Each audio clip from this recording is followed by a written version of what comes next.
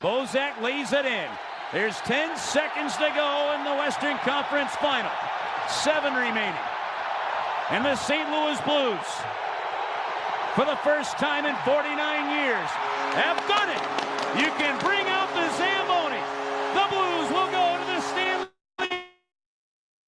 Cup. The Boston Bruins. A rematch, 49 years in the making, comes true in St. Louis tonight.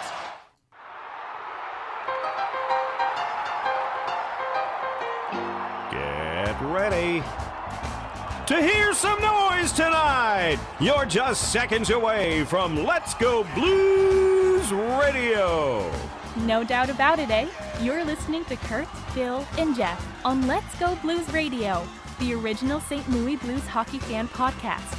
Take it away, boys. Come on, St. Louis hockey fans, stand up and cheer. The Blues are back strong. This is our year. It's the Blues' turn now. I'll write it and we'll do it live. Yeah, it's the Blues' turn now. With that Al McKinnon slap shot, you know we can't lose. We are St. Louis, the home of the Blues. Come on, St. Louis. Come on, St. Louis. Come on, St. Louis. Let's do that hockey. Come on, St. Louis. All over the hockey universe, the note is the news. Everybody's digging on the St. Louis. You know that song during the season when we were struggling? It's the Blues' turn now. That always kind of rubbed me the wrong way. Yeah. And it was like, this is not our turn now. But it feels a little different now. When I was talking to Smash and Gene about redoing that song over the summer, I was like telling them, guys, this team's going to be something different. There's going to be a long playoff run. You should redo the song. People will love it. And then when they came out of the gate, I was like, oh, God, I look like a moron. Thank God they turned it around for my personal reasons. Yeah, they did it just for you. They did. Welcome to Season 7, Episode 49 of Let's Go Blues Radio. We're going to hit 50 episodes this year. That's exciting. We're broadcasting live on Wednesday, May 22nd, 2019. This is franchise episode number 182 all time.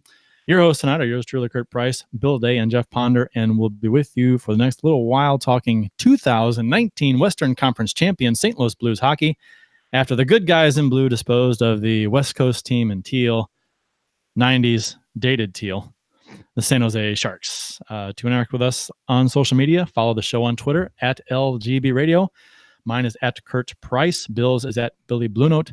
And Jeff's is at jponder94. Also follow us on Instagram. Like us on the Facebook.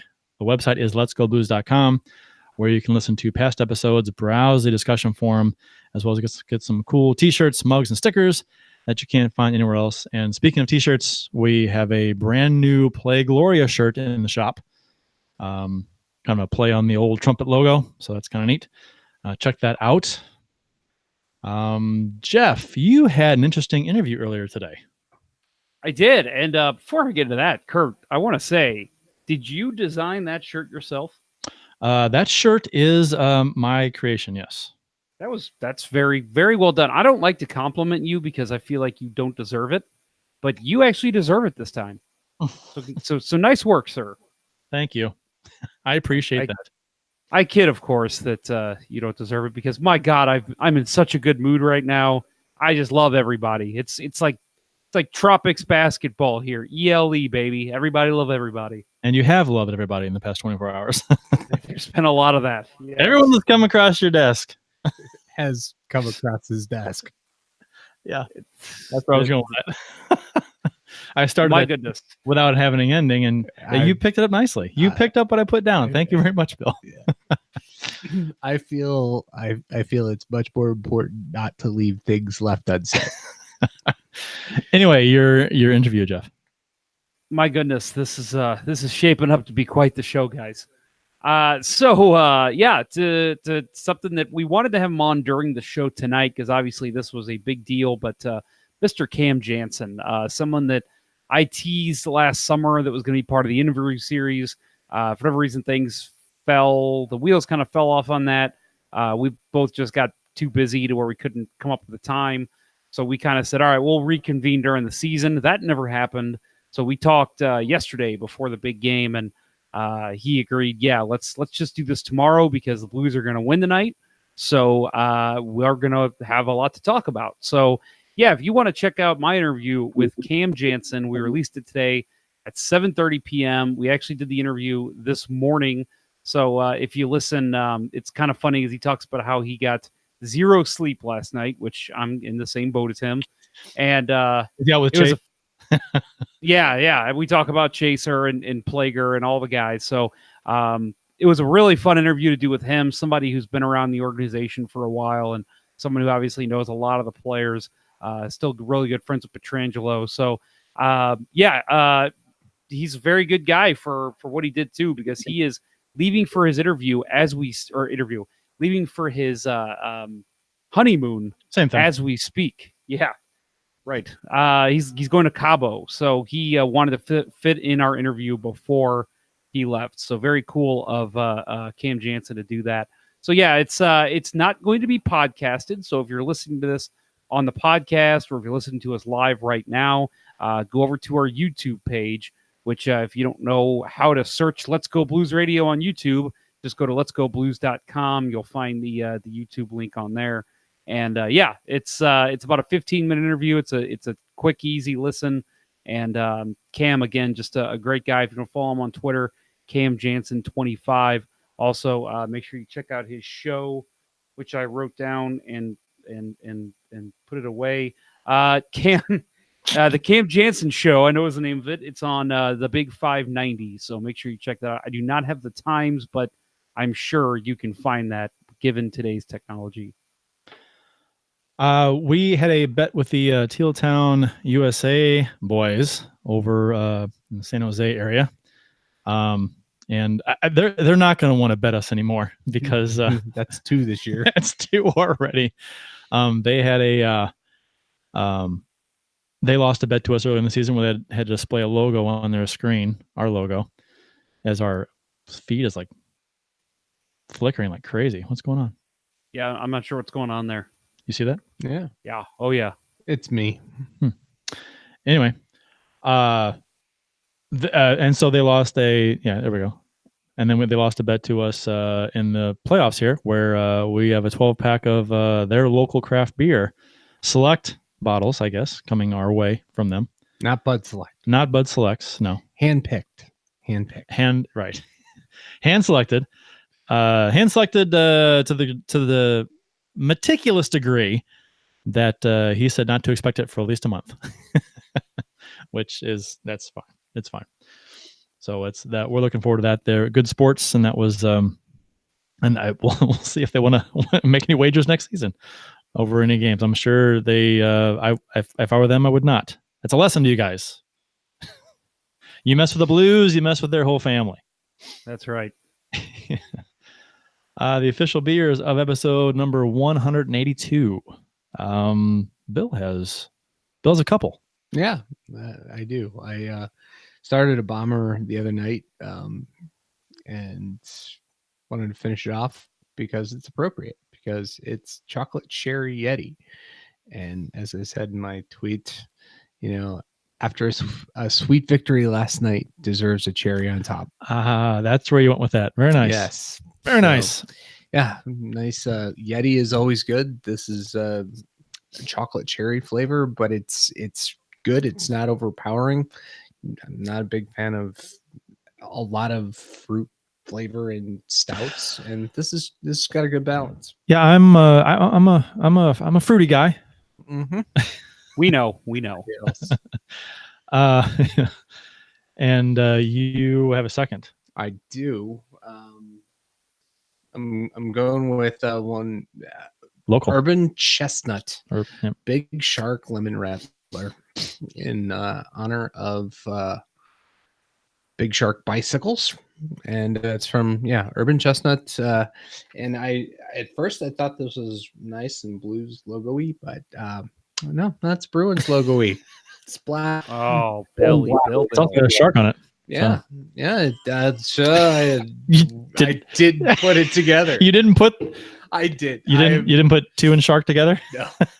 I did not put fitted. Because when I saw it, I'm like, oh, there's a shark on it. It's got to have some correlation to the series against the Sharks. But no, that's just a happy accident. That is how focused I am right now. Serendipity, baby. Jeff, what you got? My God, Bill, you're struggling already this episode, buddy. I am. I need you to pick your game up, Jake Allen. Well, sir, thank you for hand passing it over to me. There you go, Mr. Blues Hat in the YouTube chat. He said this show's a fail without a hand pass reference. So there you go. He just joined. He doesn't even know. He's just saying that. Yes. Making stuff up. So my episode, or my God, okay, I'm struggling too. God. Okay, let's just move on to me. Yeah, can we just start? No, so I'm my beer of the episode is the Single Speed from Four Hands Brewery, and this is something I've had on the show. And like I said on Twitter with my tweet for beer of the episode, I'm not changing it up because whatever I'm doing is working, because we all know that's how superstition works. So I will continue drinking Single Speed and Schlafly Pale Ale through the rest of the playoffs. What's your go-to shower beer? Oh, it's actually Single Speed. Single Speed your shower beer? Bill, you got a shower beer? It's some kind of Rattler. It's the last few times I've had a shower beer, it's been a Rattler. Okay. All right. What about you? I've done a Bud Light Orange in the I was shower beer. gonna say that. Bud Light Orange. Hey, if there's ever a beer made for the shower, it's a Bud Light Orange. After a cut in the grass, yeah. Bud Light Orange in the shower. I want to call out real quick. Mike Meyer with a great reference there in the YouTube chat. Just not superstitious, just a little stitious. I have been quoting that Office reference the entire postseason. So thank you for bringing that up, sir. Mr. Blues Hat with maybe the YouTube chat post of the season. No. Why is Ponder still on this? He's an anchor, Kurt. No, I was going to blow right past that one. That's pretty bad. I wanted to reference Mark Allred, a guy who's actually listened to our show a lot, Bruins fan, someone I've interacted with for years. I want to say used to interact with him back when I was reporting with the Blues too. He listens to our show, and I don't know why, because we're terrible, but at least I am, because I'm an anchor. You're the anchor. I'm an anchor. Very good. My fault. You're right. But no, he says, great show, guys. Best of luck in this final series against my Bruins. Not to have a spoiler alert here.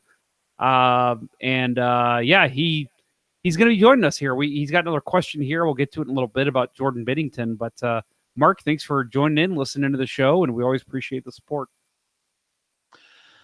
Actually, his question is something that we already had in our notes. So that's a topic that we can get to.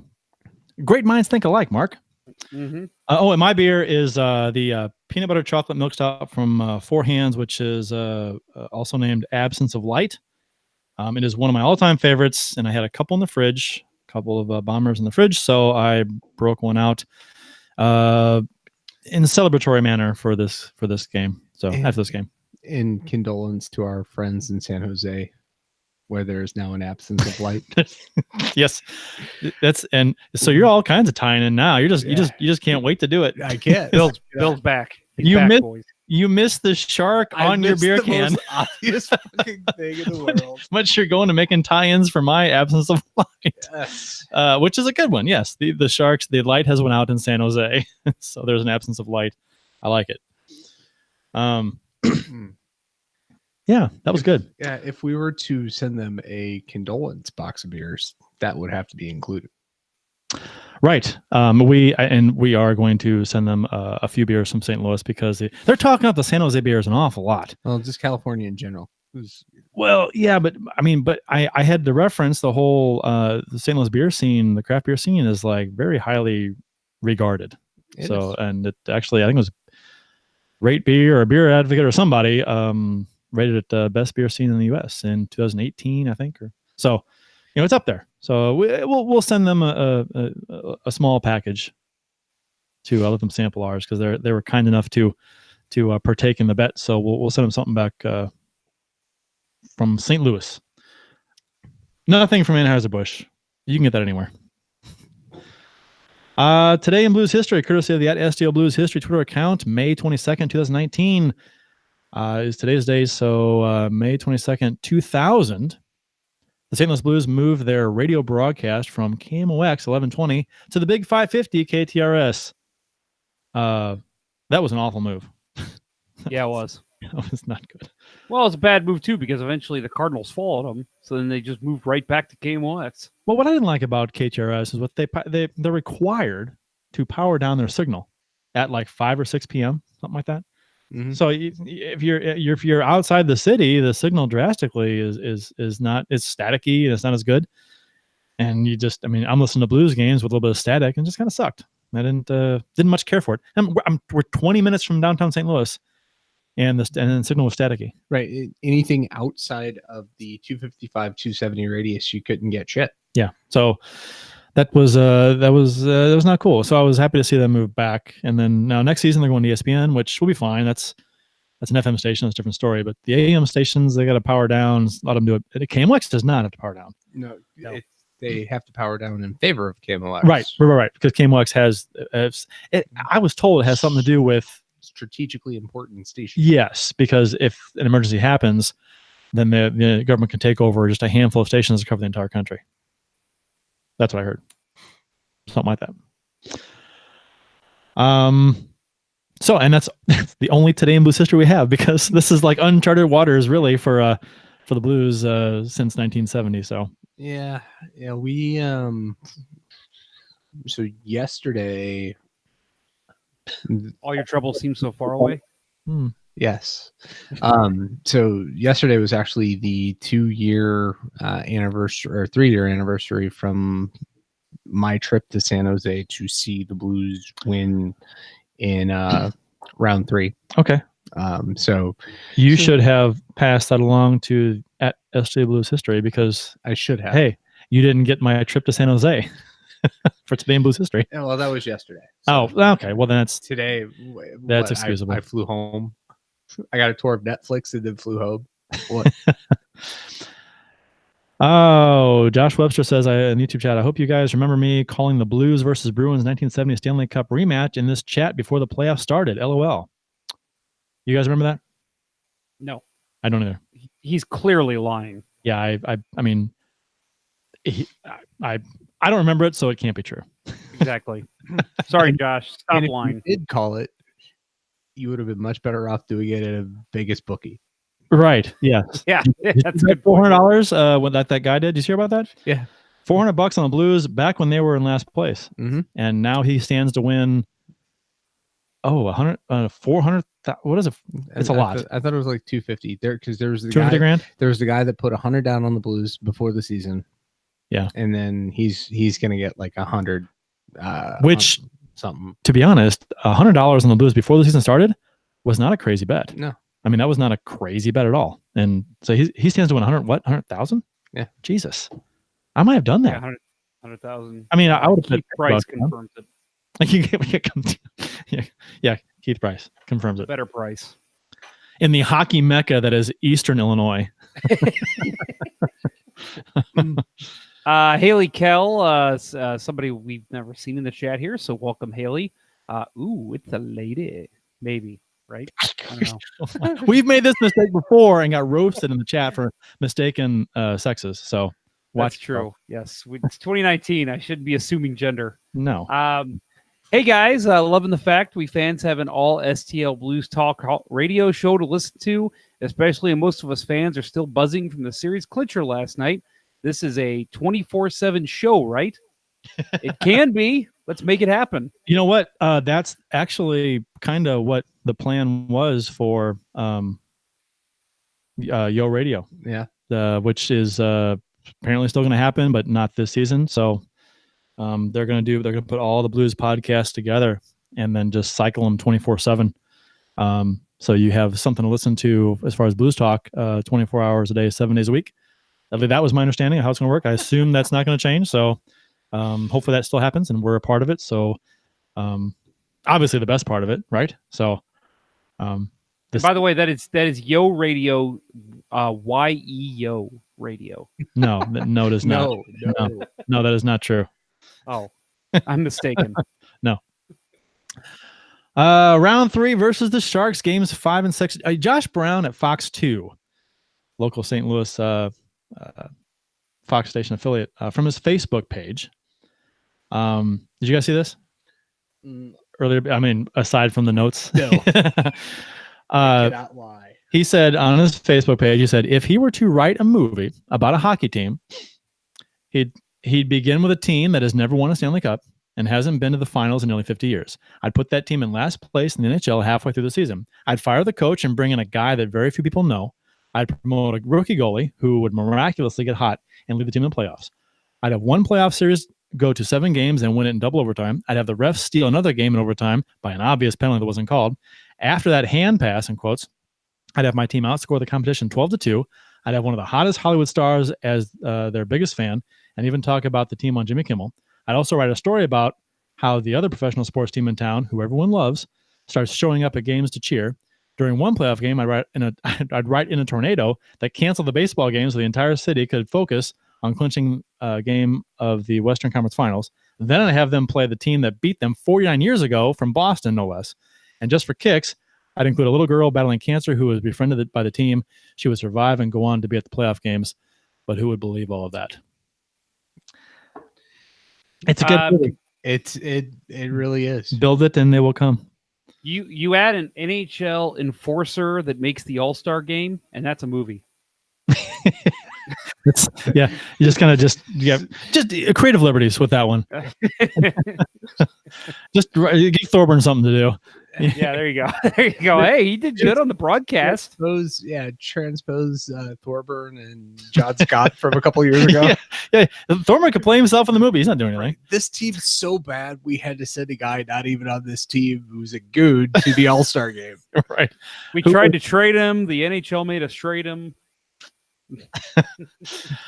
Game 5, a statement game for the Blues. Hey guys, but before we get to that, I think we would be remiss, and I did, because I think we need to do this, and I'm not saying we do not need to spend a lot of time on this. We're completely not mentioning the hand pass game. Should we at least talk 10 seconds about the hand pass in Game 3? It happened. It was wrong. We overcame it. Didn't we talk about this last show? No, because we did our show Tuesday of last week. That's right. Okay, so yes, let's talk about it. Well, I mean, I don't know what to talk about other than that it was a hand pass and shouldn't have happened.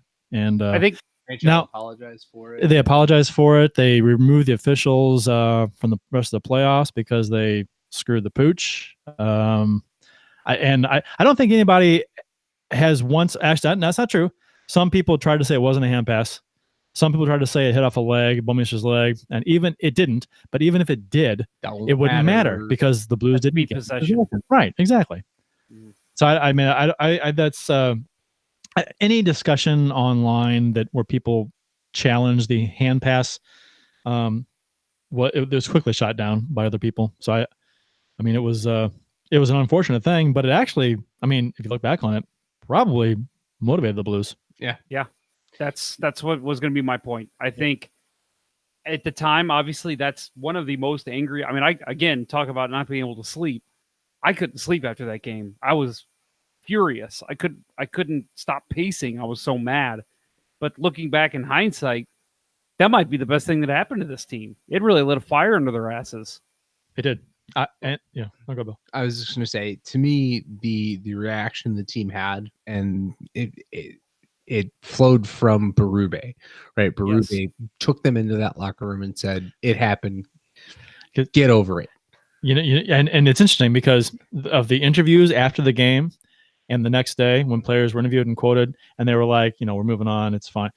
But that attitude from the players compared to the attitude they had on the ice, like Shen and Bennington, oh my God, Shen slamming a stick on the glass, Bennington the same thing. They're arguing with the officials, they're barking, they're pissed, they're rightfully so. Mm-hmm. But as soon as they get in the locker room, it's like they're over it. Yep. And like you said, that's Berube has so much to do with that, about turning the page and not worrying about it. He said basically he told them You can't do anything about it now. Right. Fuck it. You can't do anything about it. Let's get ready for the next game. And they did. And they did. Yeah. And they came out and they won. They played a hard game, had a lot of good, hard hits. And compare and contrast the Blues and Berube's reactions and how they handled it to Pete DeBoer and the whiny ass bitch Sharks. Yes. I mean, come on. I mean, there was nothing but whining after that game about dirty hits. Yeah. And that's interesting because the Sharks learned nothing. They learned absolutely nothing from the way the Blues handled their adversity in this series. Well, I mean, and then you mentioned the way that the players reacted. I didn't like Erik Karlsson's response when they asked him, "Did you know that was a hand pass?" And he's, "Oh, we're not playing handball out here." Just admit, yeah, maybe it was. Maybe we got away with one. Meyer was fucking playing handball. In Karlsson's reaction on the ice, he thought for sure that was getting called back because he did not celebrate. No, that's not the way you celebrate an overtime goal. No. It's in the playoffs. No. He was protecting his groin. That's true. He can't really jump or anything too much, so that's a thing. No, and you mentioned the way Berube acted. I mean, I'll admit that when this happened, I was furious, and I don't normally tune in. You get the tweet notification. I don't know if you guys do that. Head coach Craig Berube is now taking questions from reporters, and a lot of people tune in right away. I usually wait till it's over, just to because I don't feel the need to watch it right away in live time. And that time I did because I'm like, man, I wonder how fired up he's going to be. And then he wasn't, and I was a little shocked. But then, like Bill said, that was the reaction this team needed. You needed your head coach just look the other way and say, man, we're going to move on. And obviously, that was the way to go. And yeah, I agree with you guys. The San Jose Sharks seemed to take the exact opposite response to the adversity they were facing from the Blues. They learned nothing. I actually think Berube's handling of that situation earns him extra year on his contract. I'm fine with that. that reason alone, like, you know what? Well done, sir. You get an extra year at $4 million per. No. Is that fair? I mean, $4 million per. I mean, I don't want to get into money, but I mean that's a lot for a coach, actually. Yeah, but I mean, for a guy who officially hasn't had the interim tag removed, right, I mean, I know, right? That's just kind of it unofficially Armstrong said there's only one candidate for the job, which everybody's like, and everyone is perfectly fine with that now. Yep. So then going into game 5, because the Blues were this was a statement game, tied at 2. The Blues had come back from that the game 3 debacle to win game 4. And then game 5, to be honest, they didn't. In game 4, just real quick, the Sharks could have won that game. They did not. And that was a. I mean, the Blues played better than they had early in the series, but the Sharks had every opportunity to win that game, and Binnington was huge in that game. So the difference, if you will. Yep. So, and then going into game 5, it was really interesting to see what was going to happen because the Blues had tied it at 2, and it was a back and forth series so far. Teams trading victories. So, the Blues made a statement in this game and went up 3-2 in the series, winning 5-0. And to be honest, this game told me that we're winning this series. Because, I mean, not just because we're up 3-2 and we can win it with one more, but the way they played, and how the game ended and how the Sharks physically could not handle what the Blues brought to the table, and lost a couple players, 3 players technically, 2.5 actually. But and that after that game, I'm like, wow, we are winning this series. A dominating performance, 5-0. Schwartz with a hat trick, second in the playoffs, and scoring early again in a game. I mean, this is like if you had a recipe for success in the playoffs, the Blues kind of put it all together with scoring early, getting power play contributions. Your big name players, you're getting big name players contributing and getting contributions up and down the lineup. Lundqvist, Barbashev. I mean, yeah, exactly. It's just like everything you could put on the table saying, well, we got to do this. We got to do this. Got to get this. Got to get that. Got to get key saves. And it all happened. Get key saves, get depth scoring, get your best players. Got to be your best players. We really got a touch of all that. So that was. I liked. I mean, you mentioned Schwartz getting the hat trick. Obviously, that's a good game for him, and the role players all coming up big. But I like Tarasenko's game. I thought he looked very good in this game.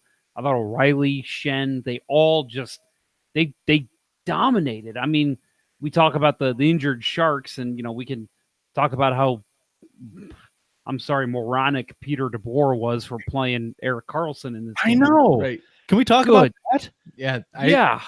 I think we have to, because that was really, I thought, the key to the game. Yeah, me too. You put a guy who's 60% out there and then sit him and make Brent Burns play 15 minutes of the third period. Yeah. I thought, if you're going to play Karlsson, he's really, because he didn't look good. I don't know what DeBoer saw in him in the pregame skate or the morning skate to determine that he was good to go. I mean, I'm like that this is a huge game. Mm-hmm. I mean, the winner of game 5 wins like almost 80% of series. So, I mean, this was a big decision, and he's a defenseman. He's supposed to log a lot of minutes, and he ain't going to do that. And the Blues' first goal was a turnover that, not completely Karlsson's fault, but it was he had a hand in it. Right. So Timo Meier didn't place himself right. He let the puck go, it seemed like. But the puck was in his skates, but he didn't try to stop it. So, but yeah, I agree. I was actually shocked, and I made a comment on Twitter. I said, well, he's starting, so he's playing. So it'll be interesting to see how much he plays, when he plays, and how effective he is. And he didn't play much. He didn't play often, and he was not effective. So no, he I know that people are making the case. Well, it's fine if you play him if you work in 7 defensemen, right? And maybe you just put Karlsson out there when there's offensive pressure or a power play, and they didn't do that. I mean, you got a guy out there who, I mean, literally looks like he's skating on one leg, and you're not going to give him the support he needs. He is a pirate. Does anybody have a gif of him on the peg leg? I mean, that's like the perfect, right? Yeah. The perfect gif, or the perfect him on a peg leg skating on the ice. That's hilarious. It was bad. I mean, it was actually to a point where, obviously we talk about the guys from Teal Town. I know some guys from Fear the Fin. I have another guy I talked to that's a Sharks fan. That I actually kind of felt bad for him, because I'm like, God, what is your coach? What is your favorite team's coach doing, putting that guy out there? And then, I saw people, we'll get into the Pavelski hit, I'm sure, but when Pavelski got hit, people saying that guy shouldn't have been playing anyway. He should have never come back. He wasn't ready. And I think that's clear. Like, it's shocking how much these injured players were used. Yeah. And then you just see, like, obviously, again, we'll get to game 6 here, but with them not playing, it's obvious these guys should not have been in game 5. I thought Pavelski was fairly effective when he was out there. But the fact that he did get injured as easily as he did, I mean, I guess lends to the idea that he probably shouldn't have been playing. But I mean, he was much more effective than Karlsson was out there. Yeah. And we can talk about the Pavelski hit too. The Pietrangelo hit on. Notice how I pronounce his name correctly, Pietrangelo. Pietrangelo. We should. You know what we're gonna do? We're gonna start like a GoFundMe or something to take donations for charity.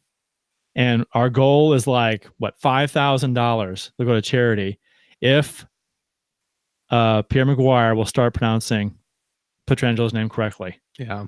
And push this to people who can get this, like on the news.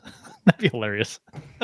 Like, because the word is that he knows how to pronounce it correctly. He's just not doing it. He's been told by the organization a few times, this is how you pronounce it, and he chooses not to. Pietrangelo isn't like some rookie kid. I mean, he has to know how to pronounce. I mean, the guy's been in the league forever now. And even if he was going by his uncle's name, how his uncle pronounces his last name, which his uncle pronounces it wrong. Right. This was said by Pietrangelo's father, right, who was interviewed and said that no, Petrangelo's Frank. uncle, Frank. Yeah, he says he pronounces the family name wrong, so it's actually pronounced Petrangelo. I heard. I don't know if this is true. I heard the reason that he went by Peter Angelo was because he got tired of people mispronouncing it, so he just went with it. That's so I guess yeah. Well, I guess I know how. I guess Petrangelo probably knows how he feels with Pierre Maguire. And I don't know. It's the craziest thing in the world to me. We're watching the rebroadcast of Game 7 of 2016 against the Hawks, and Troy Brouwer just scored a pretty cool goal. Yeah, we're on his third try to score. Yeah. So Maguire prides himself as being a know-it-all. And he about gets everything. this blatantly wrong. Yeah, every time. He's a know-it-all who gets something blatantly wrong and sounds like a fool every time he says his name. If you're bored at work and you're obviously not listening to every single episode of Let's Go Blues Radio every day at work like you should, look up Pierre Maguire coaching history or Pierre Maguire Hartford Whalers, and I know we've talked about it on the show before. Some of the stuff he did and talked about to the media was crazy when he was a head coach, and it really goes to show the type of person he is, the know-it-allism, and how it's just blatant disregard for everyone else in the position that he's put himself in. Yeah, he was the anniversary of him being shit canned by Hartford was this week. Nice. Mark Aldridge said, I'm out, guys. Going to listen to the rest of this podcast at work tomorrow and interested in your take on the Bennington and Providence topic. Take care all, and again, and best of luck. Thank you, Mark, and good luck to you in the series as well. Not too much. You guys got one in 2011 and in 70 against us, so I think we're owed this one. So I'm not going to be, you can have one next year. We'll take this one. How amazing would it be if Colton Parayko scores the game-winning goal in overtime in Game 4, and there's a picture of him getting tripped and flying through the ice by Nola Chari? Yeah, since it was Noel Picard. So okay, so we'll talk about the hit on Pavelski by Petrangelo. There, you didn't hear a lot about this. I mean, with like credible national guys, credible should be in quotes, I guess, right? but where you did hear a lot about this hit being dirty was on social media, where people were saying there was an elbow by Petrangelo, and they said the elbow crushed Pavelski's face and he went crumpled to the ice, and that's why he was hurt, and that's what gave him a concussion, which is not true. From what I saw, Petrangelo's elbow doesn't even make contact with Pavelski. It grazes his visor. That's what it does. It grazes his visor. Speculation actually from some people was that Pavelski had a lower body injury, like a knee or something from the check, and that's why he left. I don't know if that's true or not. Have they said anything today about, because you always start hearing about these injuries, right? Locker clean out day. Yeah, and you know what? And the people the reporters who interviewed DeBoer after the game, I think when one guy had a chance right after the game was over, asked DeBoer, so was Pavelski close to playing today? He goes, no, he wasn't close to playing. And I'm like, follow-up question, what's wrong with him? He wasn't asked. Is his career possibly over because 2 concussions in 2 weeks?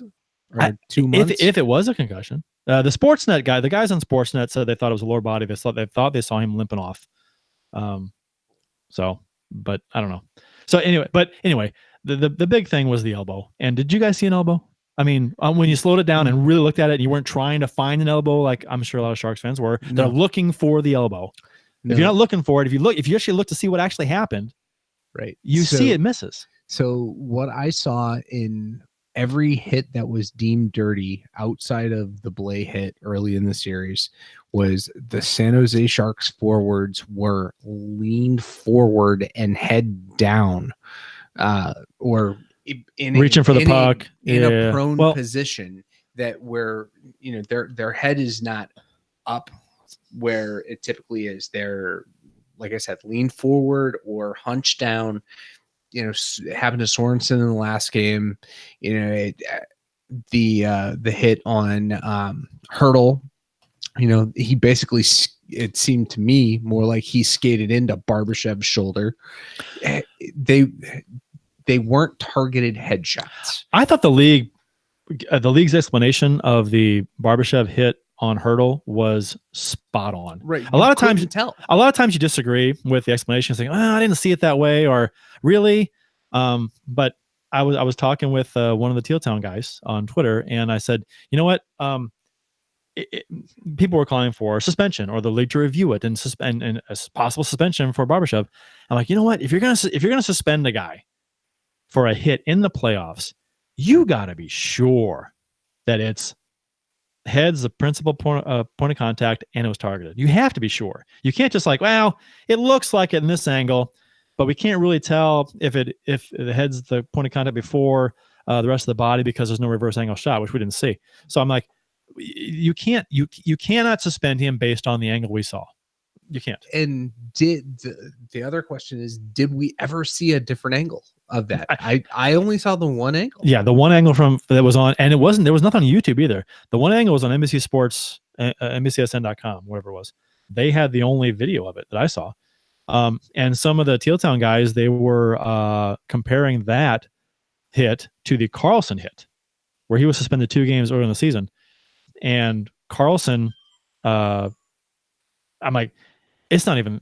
I forgot who he hit, but it was blatantly a head principal point of contact with the head, and it was targeted. I don't know if he was like a headshot or he was gunning for the head. I doubt he was gunning for the head, but it was easily a headshot, easily, in both angles. The one angle, okay, it was probably. The other angle, not a question. Got full head. The force of the hit was much greater. So I thought that was the analysis of those two. The comparison between those two hits was quite the stretch. Carlson's hit was on Wagner. Yes, Wagner. Kings. Yeah. Yes. And if you look at that hit, it is not the force of the hit is. It seems like 3 or 4 times much greater than the. No, it's more targeting the head. Now I will say now if the NHL would have put down the gauntlet on Barbashev, I wouldn't have agreed with it, but I wouldn't have been egregiously pissed. But the way people were talking about the Pietrangelo hit on Pavelski, that was nothing. I mean, both hits were clean, in my opinion, and maybe I'm biased, but I agree with you on the Barbashev hit for the most part. I think, Bill, you said that it looked like he skated into the hit. It was more that Hurdle skated into him, and that's kind of the way I saw it, too. They were both kind of gone a direction to where it was just incidental contact. I don't think Barbashev led into his head at all.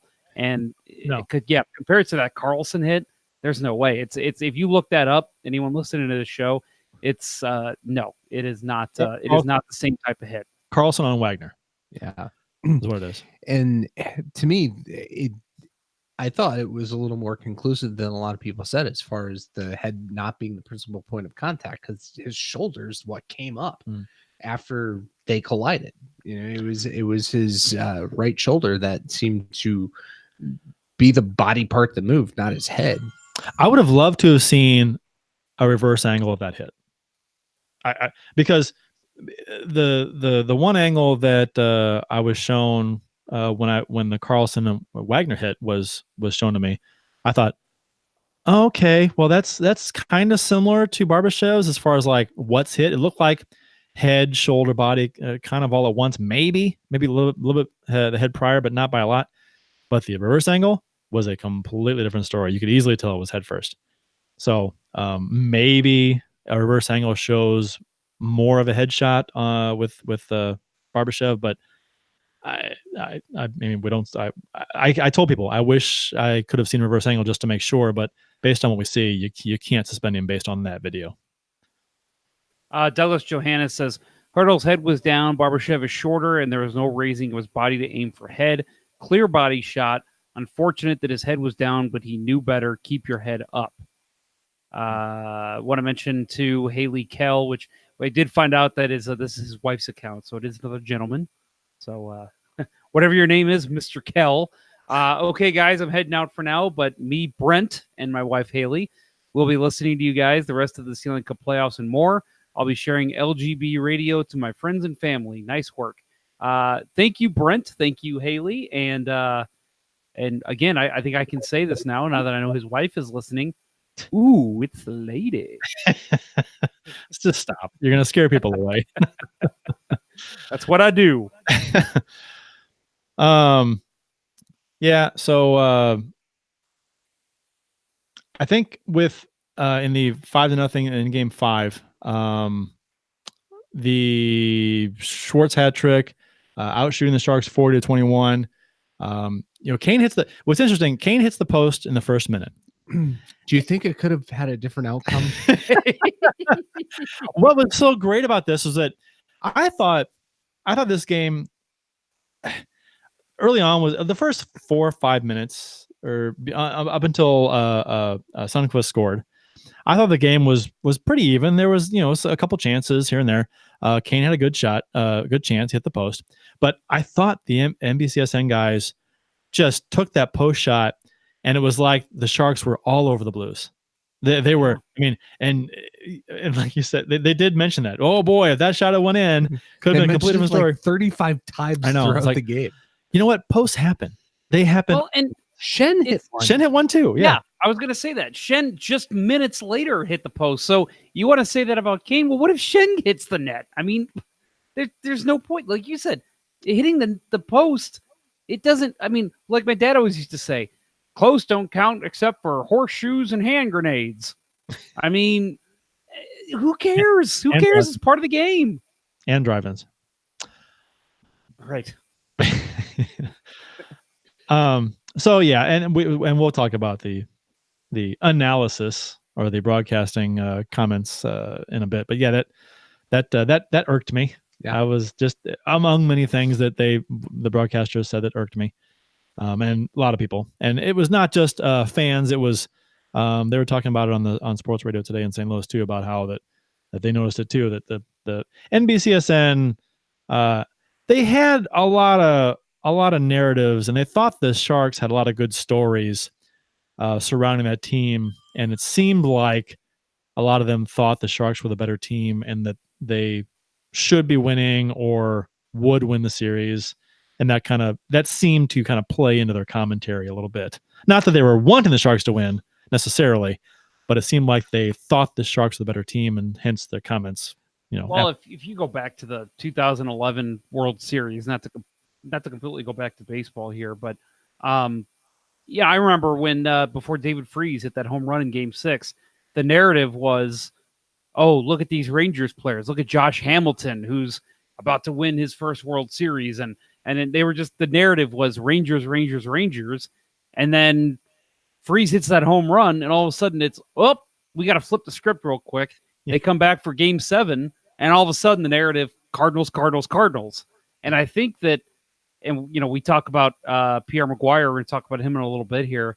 Was something he said on the Sportsnet broadcast. But I think they all kind of had it in their heads that the Sharks were at least going to extend this to 7 games, and that's what these sports broadcasters do. They have a narrative. They stick to the narrative, which is fine. I mean, that's you have to have something that you can talk about between plays, but yeah, it's you gotta find a way. So if the script kind of flips a little bit than the way that you were thinking, then you have to be able to pivot and say, okay, yeah, let's stop talking about Joe Thornton. Let's talk about Alexander Steen. Let's talk about Jay Bouwmeester. Let's talk about, like we said last week, freaking Bobby Plager. I mean, that's the kind of stuff that these broadcasts need to be able to do, and they just haven't done it. They didn't do it the whole series. How many times last season did we hear the double post? Yeah, double post just happened on the game we're watching. The goal light goes on. Yeah, the goal light goes on. Blackhawks and Blues 2016 Game 7. Was it who hit the post? It was Seabrook. Yeah, Seabrook hit both posts. So that just happened.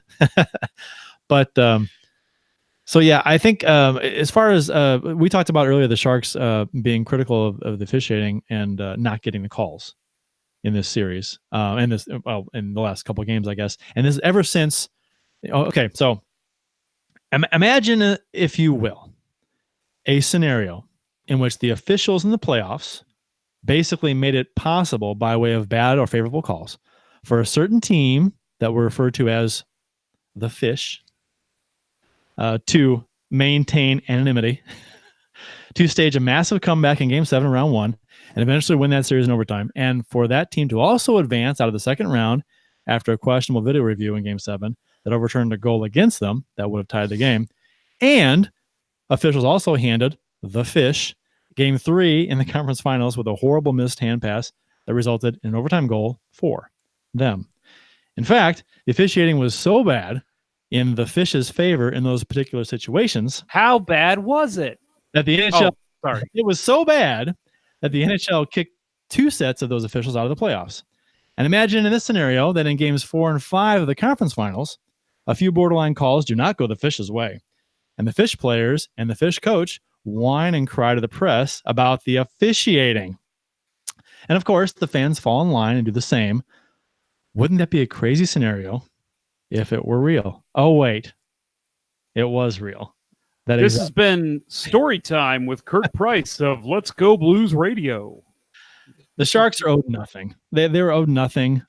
Any perceived tilting of the ice by the officials should be considered justice being served and things evening out in the long run. You get calls sometimes and you don't get calls other times. And the Sharks were the benefactor of a couple of big, huge calls that went their way that allowed them to actually win big playoff games. And there was in Game 5, there were a couple of hits that probably could have been penalties, but they weren't. I mean, we've seen less called for a penalty.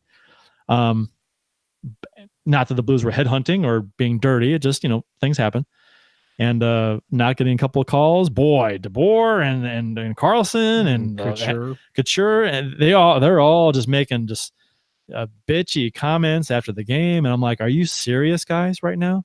Wyshynski made a good comment about, basically imagine the same kind of thing I did. Where imagine a scenario of a team that was handed games in the playoffs with bad calls and then bitching about calls in a game in the playoffs. So yeah, it's comical, really. And this series actually people will remember this series, not just because the Blues went to the finals, but because interesting shit happened in this series. Hand pass, gate. Because we love putting gate after stuff. I love that. I don't care. I love putting gate. My favorite is, I don't know if you guys ever watched Parks and Rec, is they always seem to they do that. They'll put gate at the end of something, but instead they put it Watergate. So they'll say like, and next on the Twitter Watergate scandal, which is what we're calling it until we come up with a snappier name. Okay. No, and I agree with you, man. And listen, I talked to Chris of Teal Town yesterday after the game, and that was something I said to him was, hey man, win or lose, I know this was tough for you guys, but you can at least look back and say this was one hell of a series. Whether you're pissed off they lost or not, it doesn't matter, because this was interesting. It was evenly played. There was a lot of memorable stuff from it. And then for Blues fans, you've got a lot of the stuff on the exterior of oh my goodness, of course I'm drawing a blank. The little girl that Layla Anderson. Layla? Yeah, Layla. Okay. Yeah.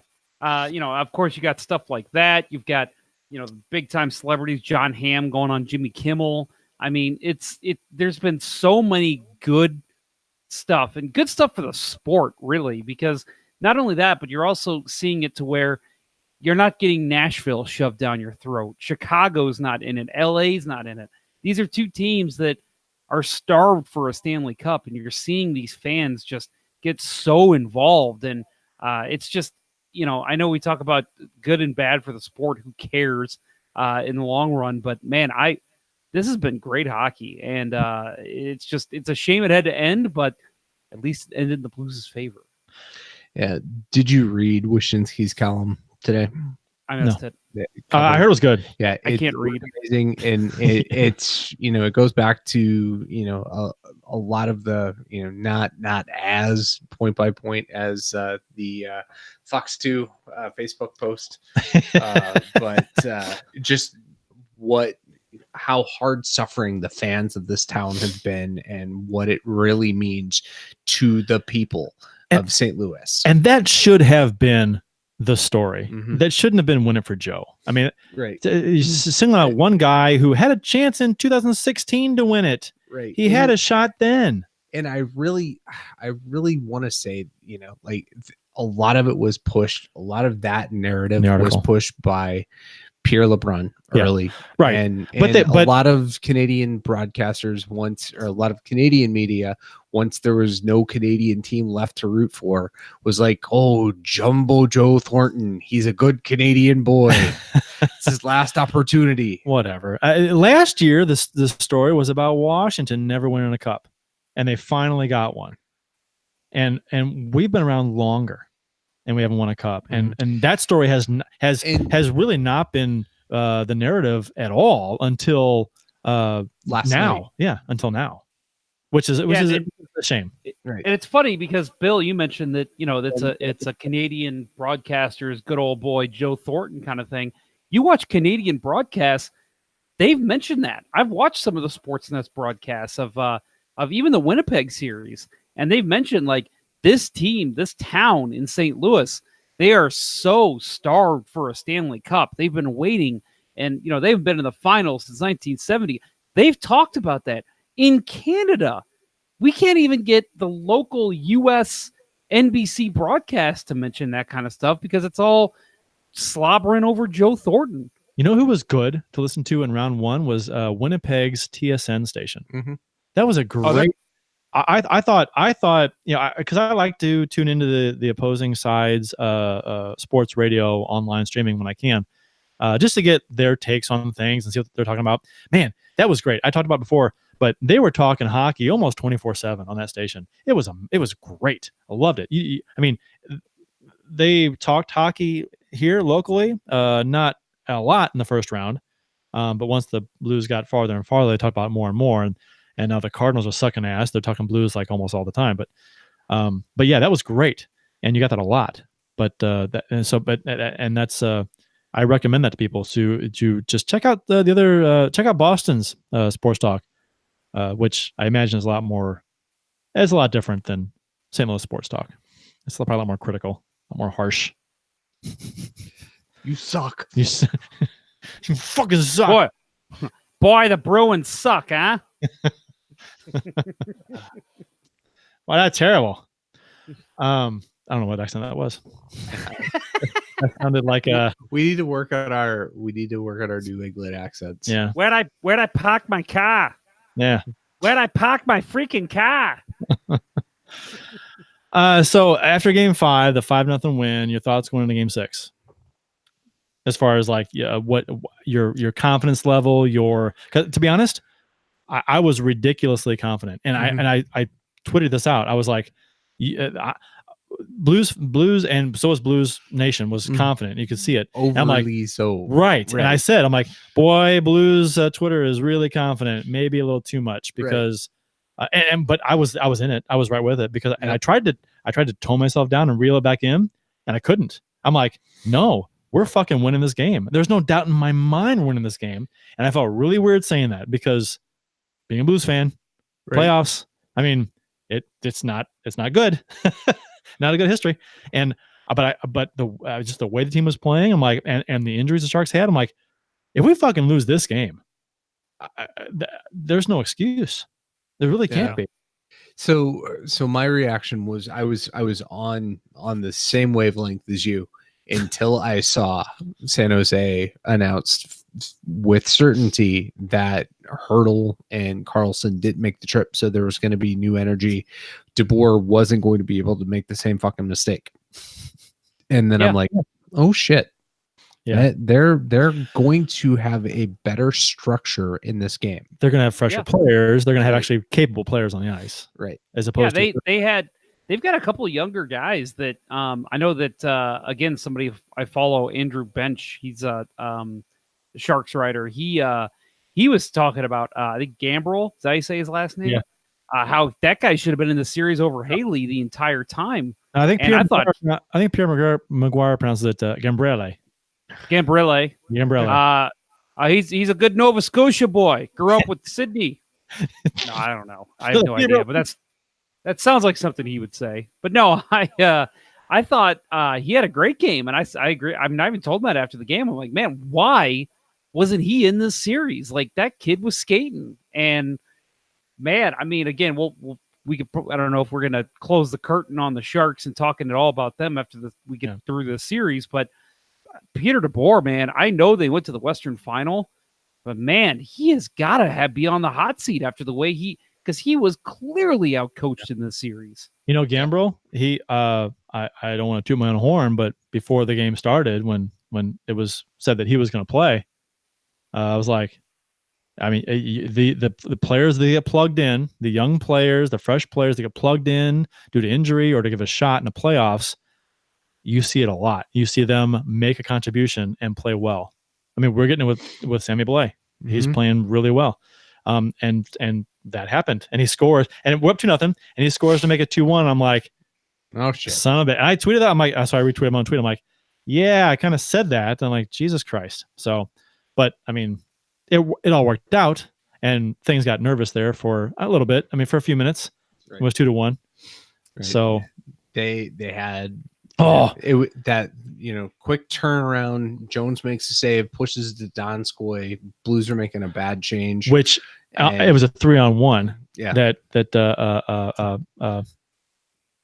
Maroon came down and he carried the mail, had the puck, and he shot right. And which I didn't like him shooting there, but he had a lane. He had total. I mean, he was there, and they turned it around quick. Yep. So I think on a goalie like Jones, if you've got a lane, you take it. Yeah. No, I get it, but it's Maroon shooting from I mean, that's not his game. So I get it though. He had a lane. Yeah, but I wasn't nervous going into game 6. I wasn't anxious. I this is such a Blues fan comment to make. I was nervous that I wasn't nervous. Like I was going into this game saying they're going to win this game. Why am I so confident? I shouldn't be this confident. Why am I confident? And it was this inner turmoil that I had all day. And when the game started, I mean, this is going to sound absolutely ridiculous, and I'm sure there's going to be some things said between the three of us when we get to the close of this game that are going to be laughed at by some people. But I mean, I felt sick to my stomach when the game started because that was the thought going through my head. I'm like, I'm confident they're going to win this game, but I shouldn't be. I should not be confident with this team. Well, it was sickening. You were. I mean, you're coming off a 5-0 win, and they've got 3 of their better players hurt. I mean, and not playing. I mean, any rational mind is thinking the Blues should win this game. They really should, except for Pierre Maguire, who was basically, as we can talk about this now, he was on, I think it was Sportsnet, basically said that he thought the Sharks were going to win this game because they've found ways to win throughout the playoffs. He's not taking recent events into handed to them. Right. He's not taking recent events into consideration though, where the coming off a 5-0 skunk and then the players hurt. I mean, what the hell? So I it's interesting to hear somebody who he knows the game. He's knowledgeable, and to pick the Sharks. That's just, I mean, pick the Sharks is fine, but he said he had his ticket bought and everything to San Jose. So that was quite interesting. I heard that. I'm like, really? Huh. That guy needs to shut his damn mouth. It just didn't make any sense to me. I'm like, you know what? Let's talk in detail about why you think the Sharks are going to win. Oh, because they've found ways to get it done. That's a stupid answer. That's a dumb answer. That's a glazing over. That's a lazy fans analysis answer. It's not. It reminds me of a little analysis he had on a game where his Hartford Whalers got destroyed by the Pittsburgh Penguins. And but Mario Lemieux didn't record a point, and he gloated about it afterward. Well, yeah, Mario didn't get a point. Yeah, but you lost 8-1. It's just, that's the type of analysis that guy has. It's ridiculous. we got the early goal in Game 6 again, which I think when this goal went in, when Blaze goal went in off Perron's stick, that validified my feeling for the day. Well, that actually is what got me confident, because going into the game, I was super nervous that, that maybe Kane actually scores, because I had heard it 35 times in the previous game. Maybe this time he doesn't hit the post. But no, I was very nervous about who would get the first goal. And the Blues came out, they played their game. They, one of their first rushes in, they get that opportunity. And yeah, from that point on, I'm like, yep. It's so funny that because I said I was confident during the day, and I was confident when the game started. But then when the goal went in, when Perron got credit for that goal, I was like, I even though I was really confident, I couldn't I had a hard time believing it for some reason. It was just like, oh my gosh, yes, this is happening. Yeah, it's going to happen. And I tweeted those exact words. I said, "This is happening." Like, it's crazy. I can't believe this keeps happening. We're getting the early goals. We're playing well. Even when we don't play well, we're bending but not breaking, and we're keeping the puck out of the net, and we're scoring first. It's just everything, like it was said before, the recipe for success in the playoffs. It was just, we were getting every aspect of it. It was just. It's funny, before the game started, my wife always asked me what my prediction is, and I told her, I said same thing I told you guys. I'm confident. I don't know why I'm confident, but the Blues are going to win. 4-1, 6-1, 7-1. They're going to kill them. And then Blaze scored. Well, we thought at the time Blaze scored the goal, but we found out later it went off Perron. And that puck goes in, and we scream, we yell, we're excited. I look at my wife and I just go, "They're going to do it. They're going to do it." And she goes, "I know, you already told me they're going to do it." I'm like, "Yeah, but now I actually believe myself." It's like they're actually going to do it. It's like Adrian on Rocky 4, when Rocky is getting ready to knock out Drago. You're going to do it. You can't beat him, Rock. You can't win. Yeah, you just said you can't win earlier in the movie, and now you're saying you're going to do it. You don't get to say that now. I'm glad she wasn't in Rocky 6. She died. I know. It's awful. It's terrible. So the Blues' second goal, Bertuzzo was tripped up in the corner. Didn't hear any complaints about this penalty because it was cut and dry, legit trip penalty. And then Tarasenko didn't take but a few seconds on the power play, 7 seconds, to pick the corner on Jones, grazes his shoulder and goes in. I think I thought at the time, and I thought about it afterwards, I'm like, is that the biggest goal in Blues history? Because if that's the game-winning goal in this game, and at the time it's 2-0, and if we thought it's happening at 1-0, it's like 2-0 is like, there's no doubt. I mean, right? The way they're playing well, and it's 2-0. First period's almost over. Fuck, biggest goal in Blues history besides, I guess, Ron Schock's overtime goal to send the Blues to the playoff, the finals in their first in 68. Yeah, 68. So that was a big goal. But this is biggest one since then. I mean, if it's a game winner, it's not overtime. I wouldn't put it. It's up there. It's up there, but I still think Wickenheiser Monday Night Miracle. Yeah, that didn't get us to the final. That was a huge goal, but we lost that series. Yeah, we did. But I think that's a more important goal. And I mean, I would even argue Maroon round 2, game 7. Dallas, man, I mean, any playoff, any long playoff run, you're gonna have a number of moments that were Troy Brouwer. That was big. That was big because they just exercised demons. That was just, my God. But I kind of felt that way about the Sharks, though. Yeah, right? that too. Well, losing them in 16, that was, I agree. And what about Jochen Hesch against the Toronto Maple Leafs in November of 2001? The 6 I'm looking comeback. that up. That didn't happen.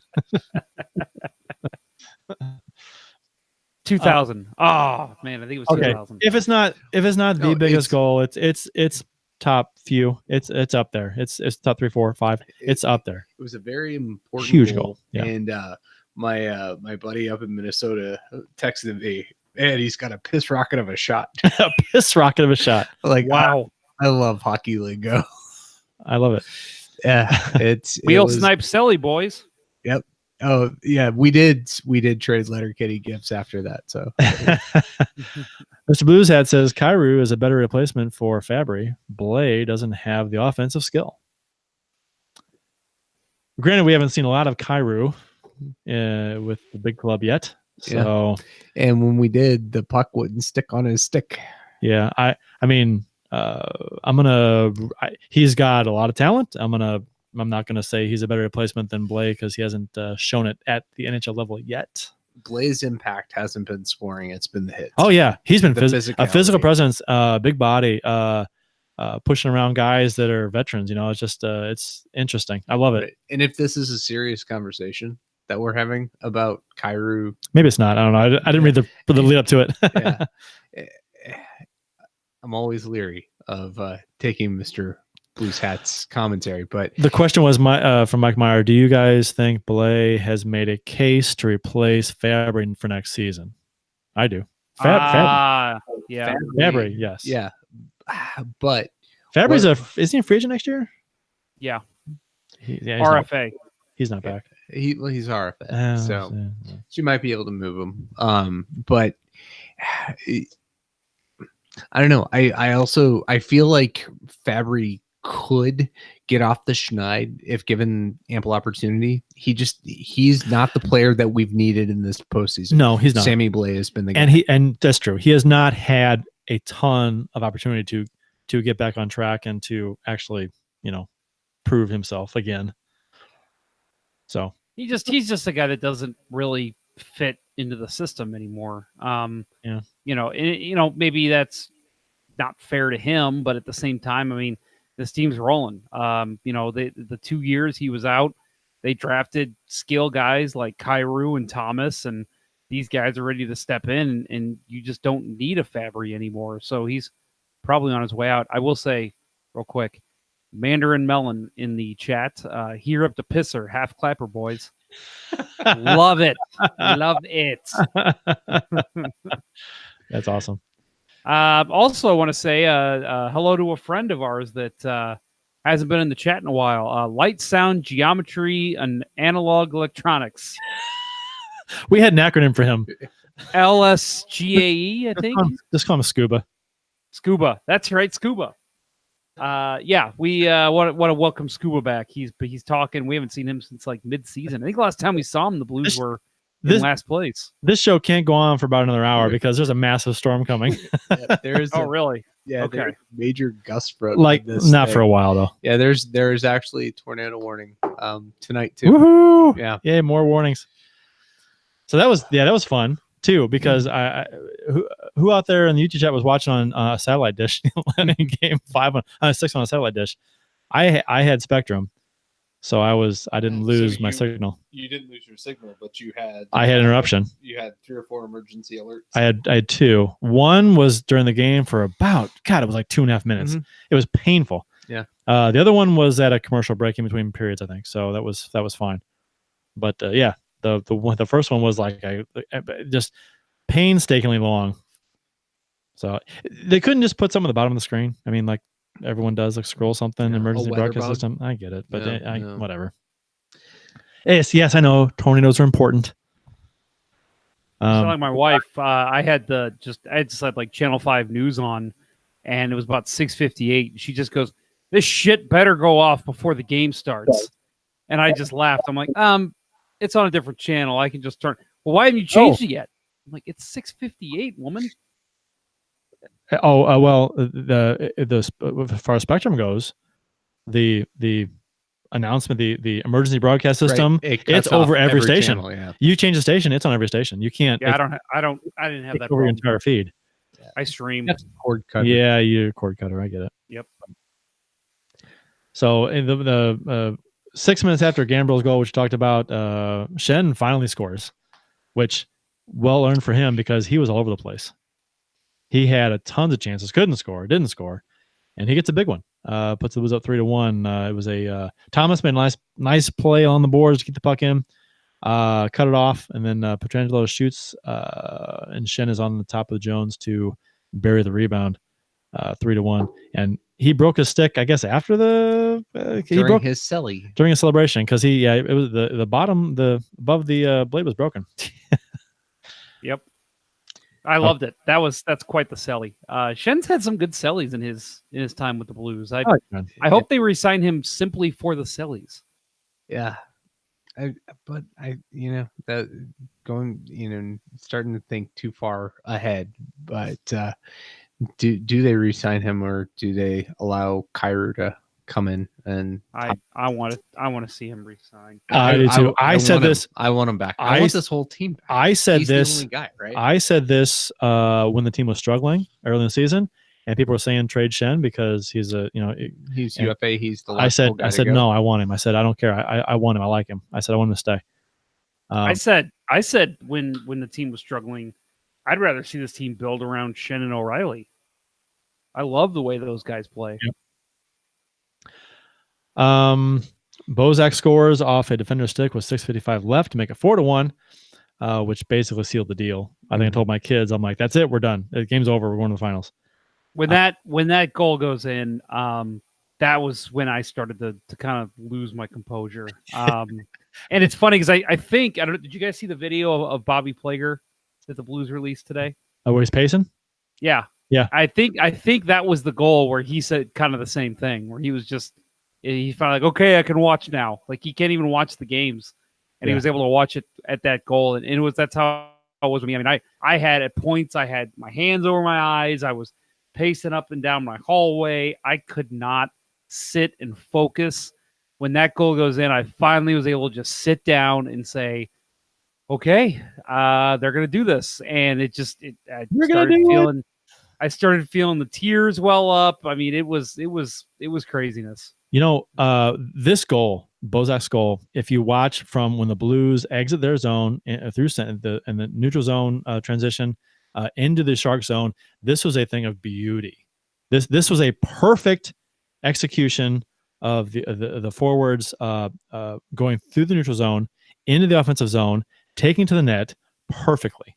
It was the passing was perfect, just the right time. The Sharks they played positionally. They didn't really take a man, but it was perfect.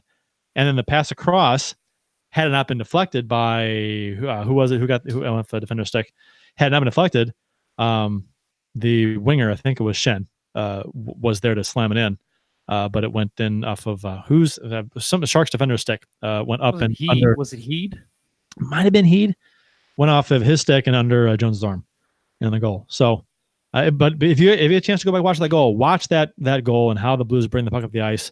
It's nice. It's not like fancy, but it's just efficient. It's just nice.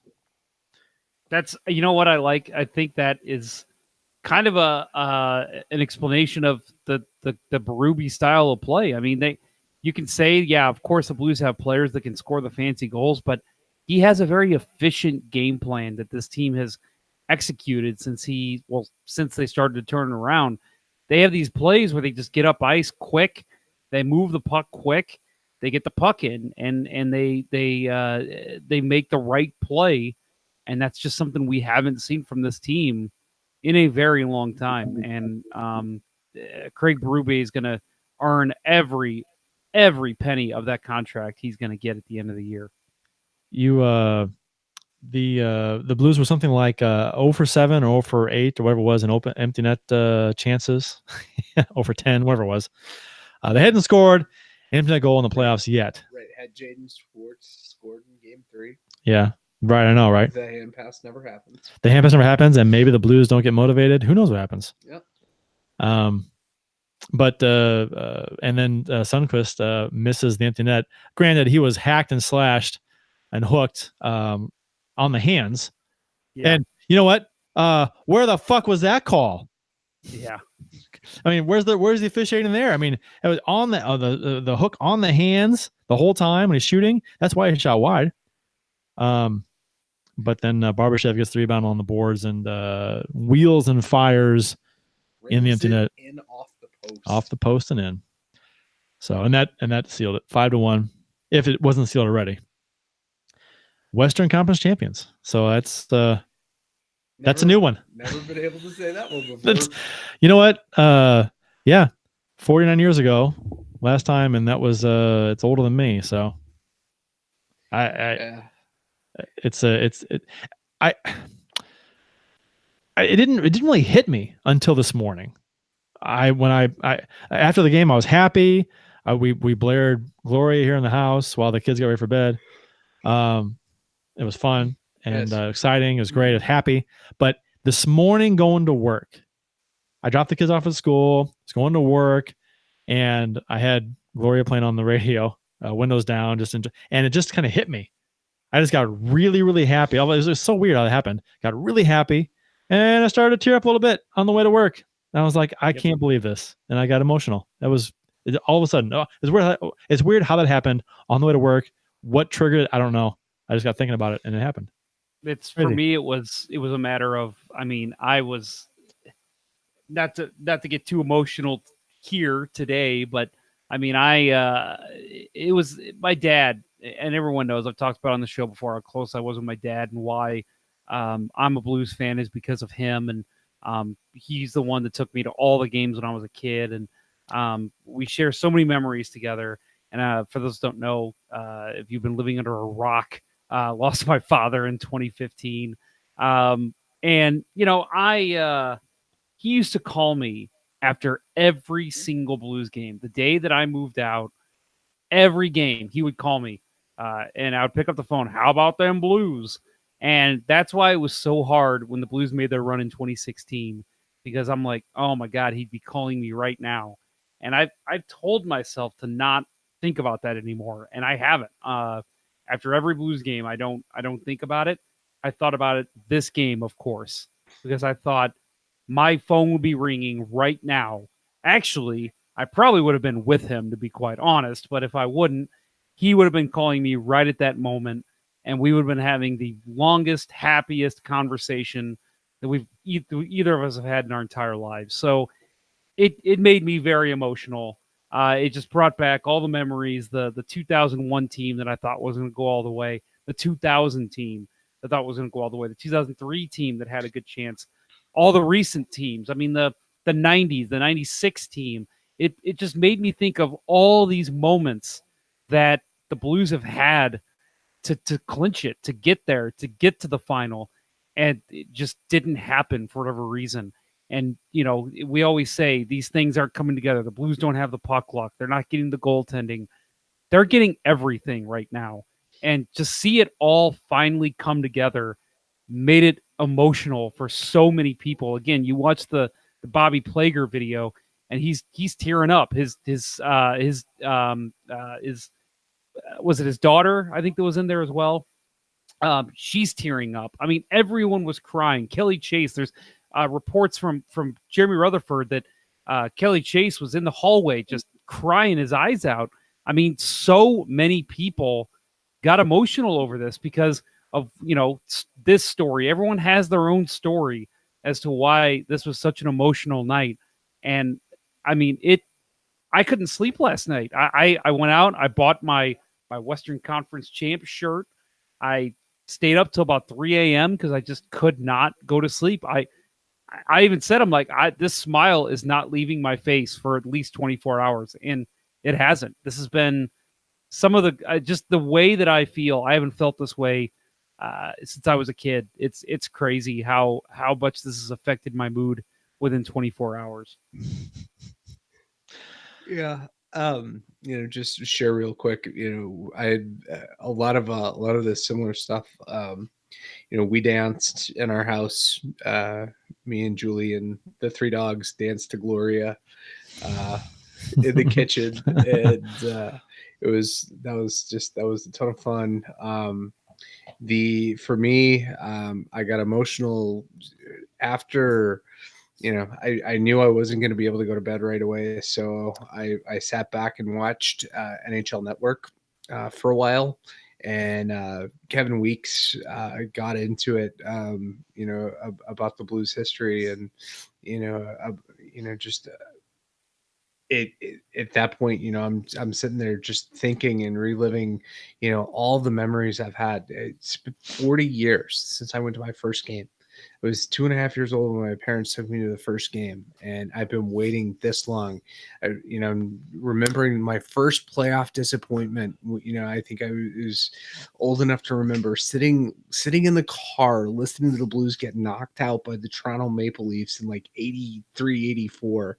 And I'm like, God, it's so crushing. And, it's been that for so damn long, 35 years of knowing that, that we only get to the conference final every 15 years. And this year we broke that. And I think for me personally, that's where I got a little bit of confidence when we finally broke that, that silly number. And so, yeah, I did get to talk. My parents called and we talked, which, that was, it's something that we've been doing after every game this year. And so yeah, it's the waterworks came for me while I was sitting there alone in the basement watching NHL Network, just thinking about it all. I thought, man, this is sad. I should have. Well, I mean, you guys were involved in the Twitter chat. I think it was Eric, Puck Guy 14 from Teal Town, had messaged us, and we made a couple jokes back and forth, and but I literally responded to him that made something about how I love him, and I was half joking, but again, I felt so great that I'm like, I can't say anything negative, even as a joke. Like, this is just the greatest moment that I can remember I've had in such a long time. And I just, man, I mean, there was no negativity in my body. I mean, I haven't told my wife, I'm like, I really hope like one of my family members doesn't call me and say, hey, I need to borrow $400. Okay, take whatever you need. It's just, I wouldn't be able to turn anyone down at that point.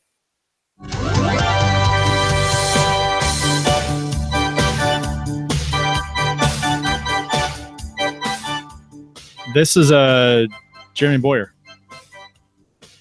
If you didn't know. Yes.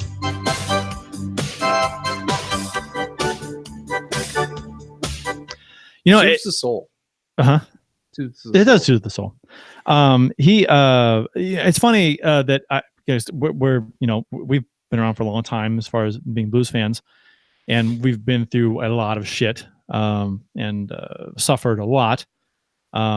And I hope that the teenagers that are excited and enjoying this run now appreciate it and don't take it for granted.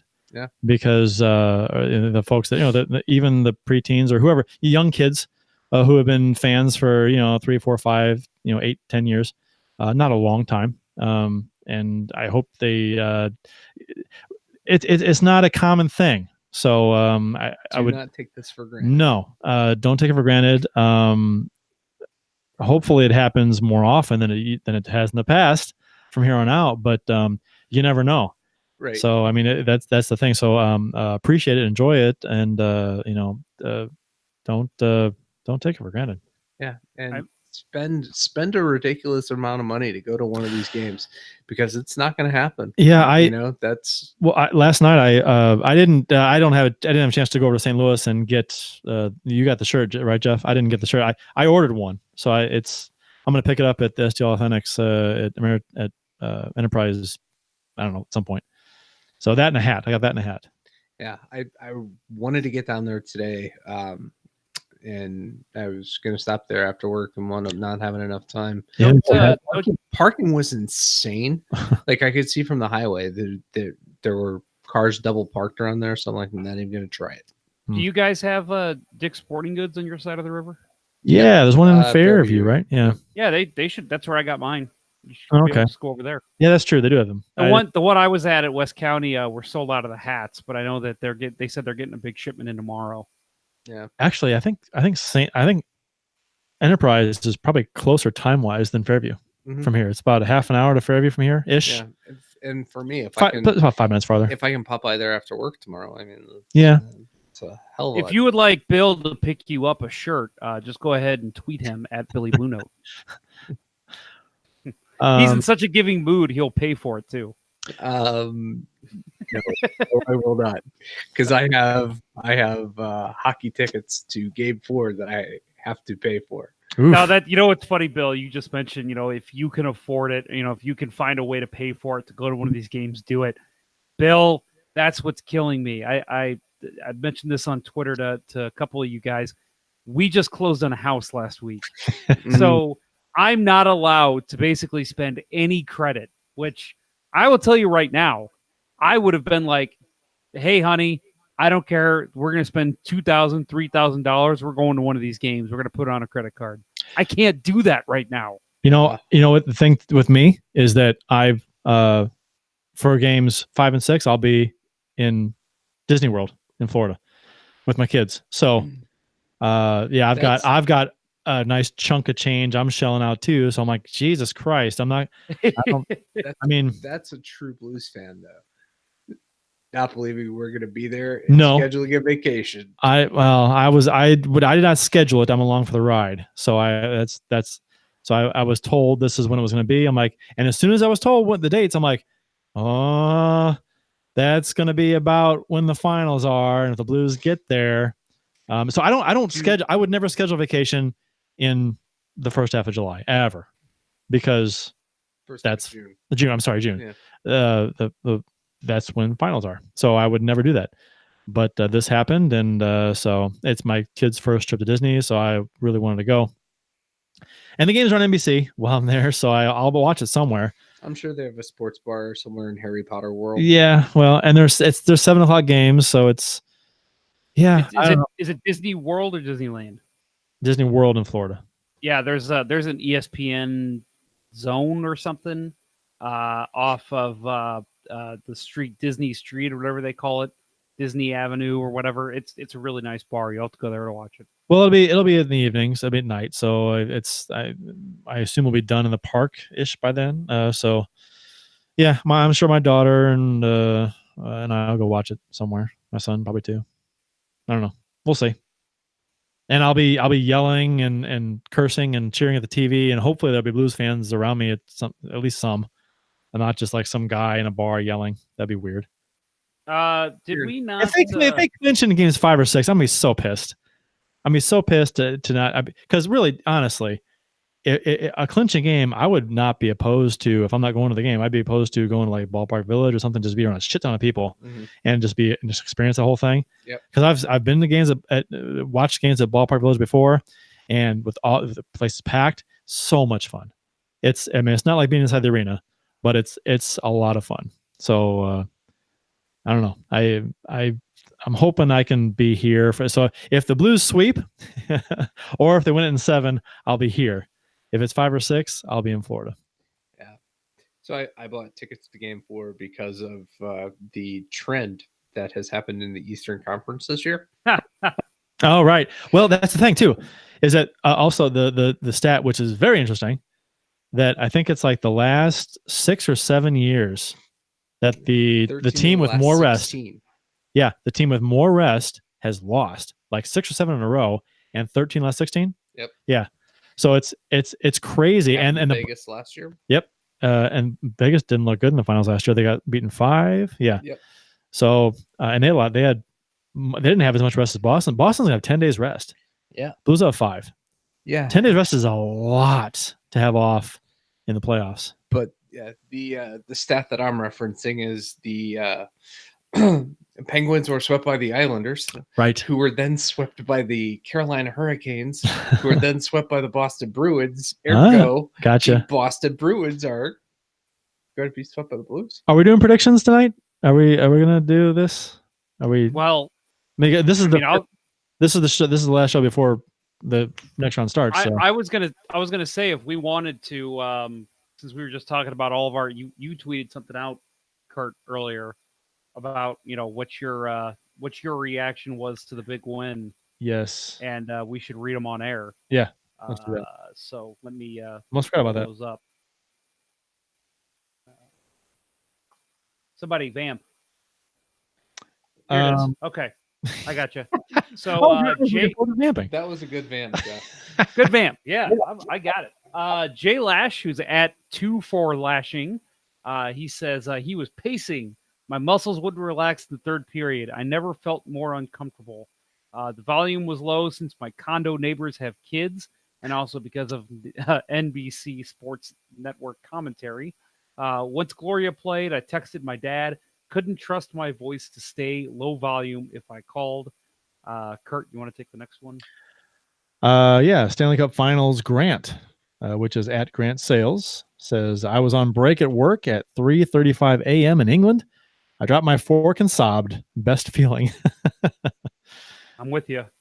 Yeah. And the other one we got was from 4-2 Gloria Sue, who's at Annie Greer 92. She says, watching with my mom and son, 3 generations of Blues fans screaming and crying in absolute rapture. We all bleed blue. # Stanley Cup. So yeah, I like the use of rapture.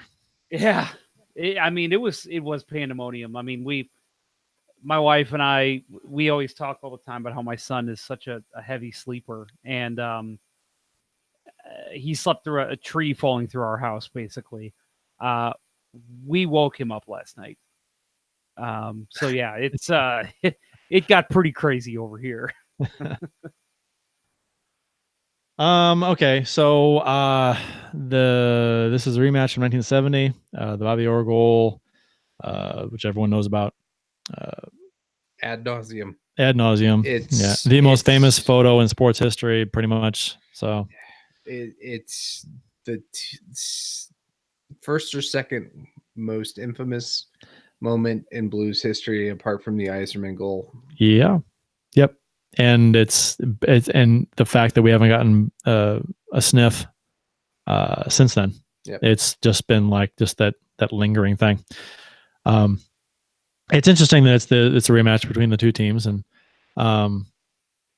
so Rask is, I mean, all these analysis of how well the Bruins have been playing, how Rask is playoff MVP probably so far. He's been fantastic. Their top line, Pasternak, Bergeron, and Marchand, tough top line. If St. Louis fans didn't hate Marchand before this series, they will loathe him after this series, I'm sure. But all this stuff is you got to factor in this 10-day layoff and how they're going to respond to it. So I don't even know if it's a matter of, okay, they're playing great. How the Blues going to handle that?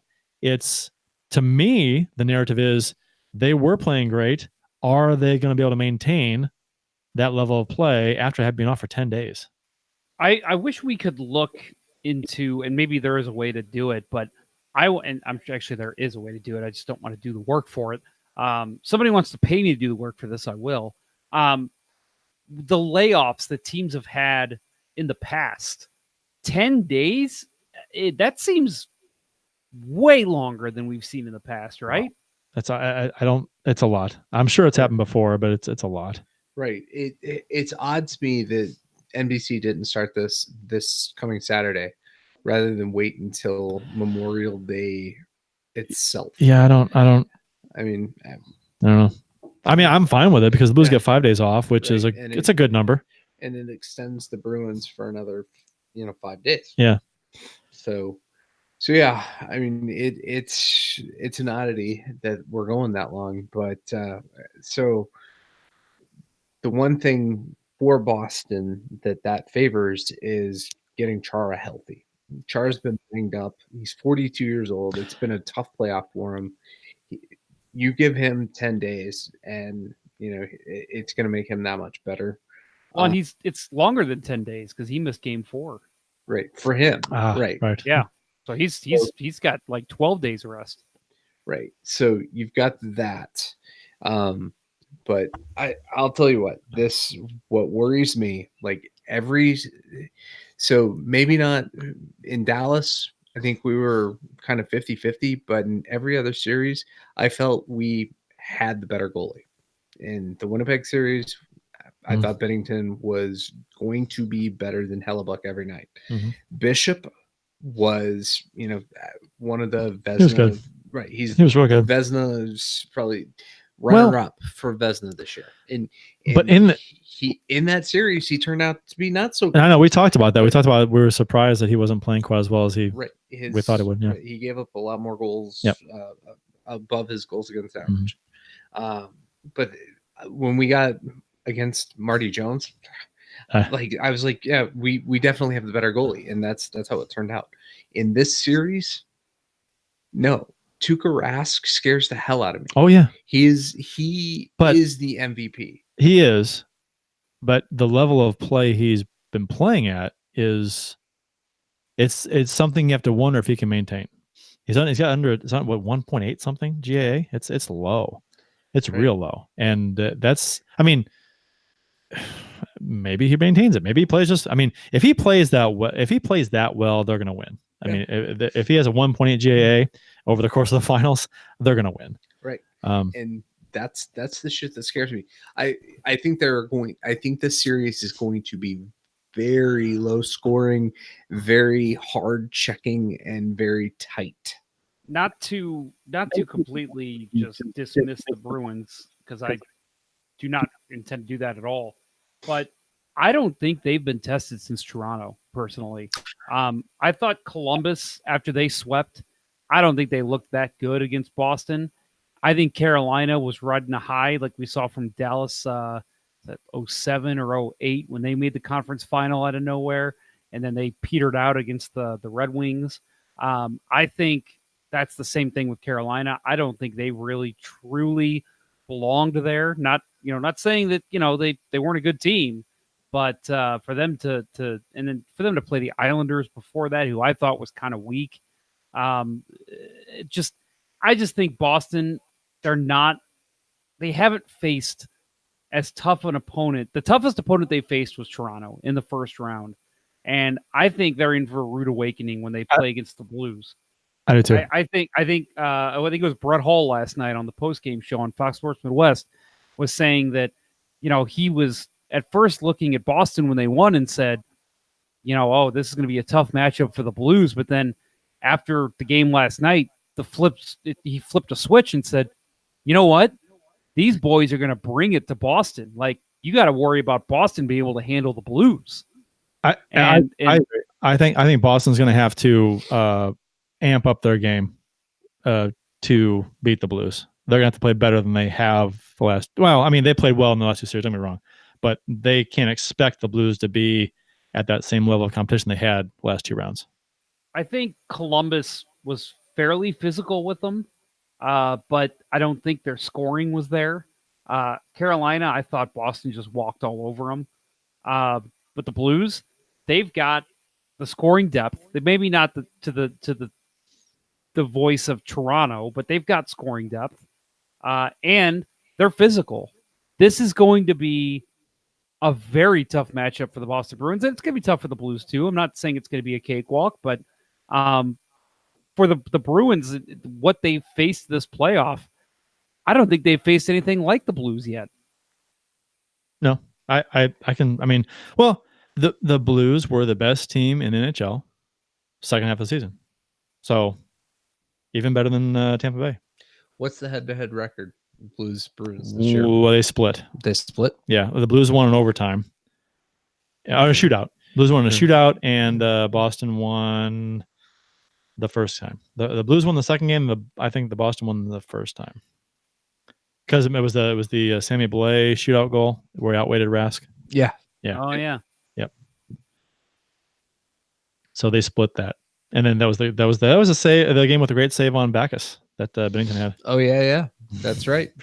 That gigantic glove save coming back across the crease. Yep. The we talked about it at the time. He is rarely out of position, right? And that was one of those cases, but he made an acrobatic save. Mm-hmm.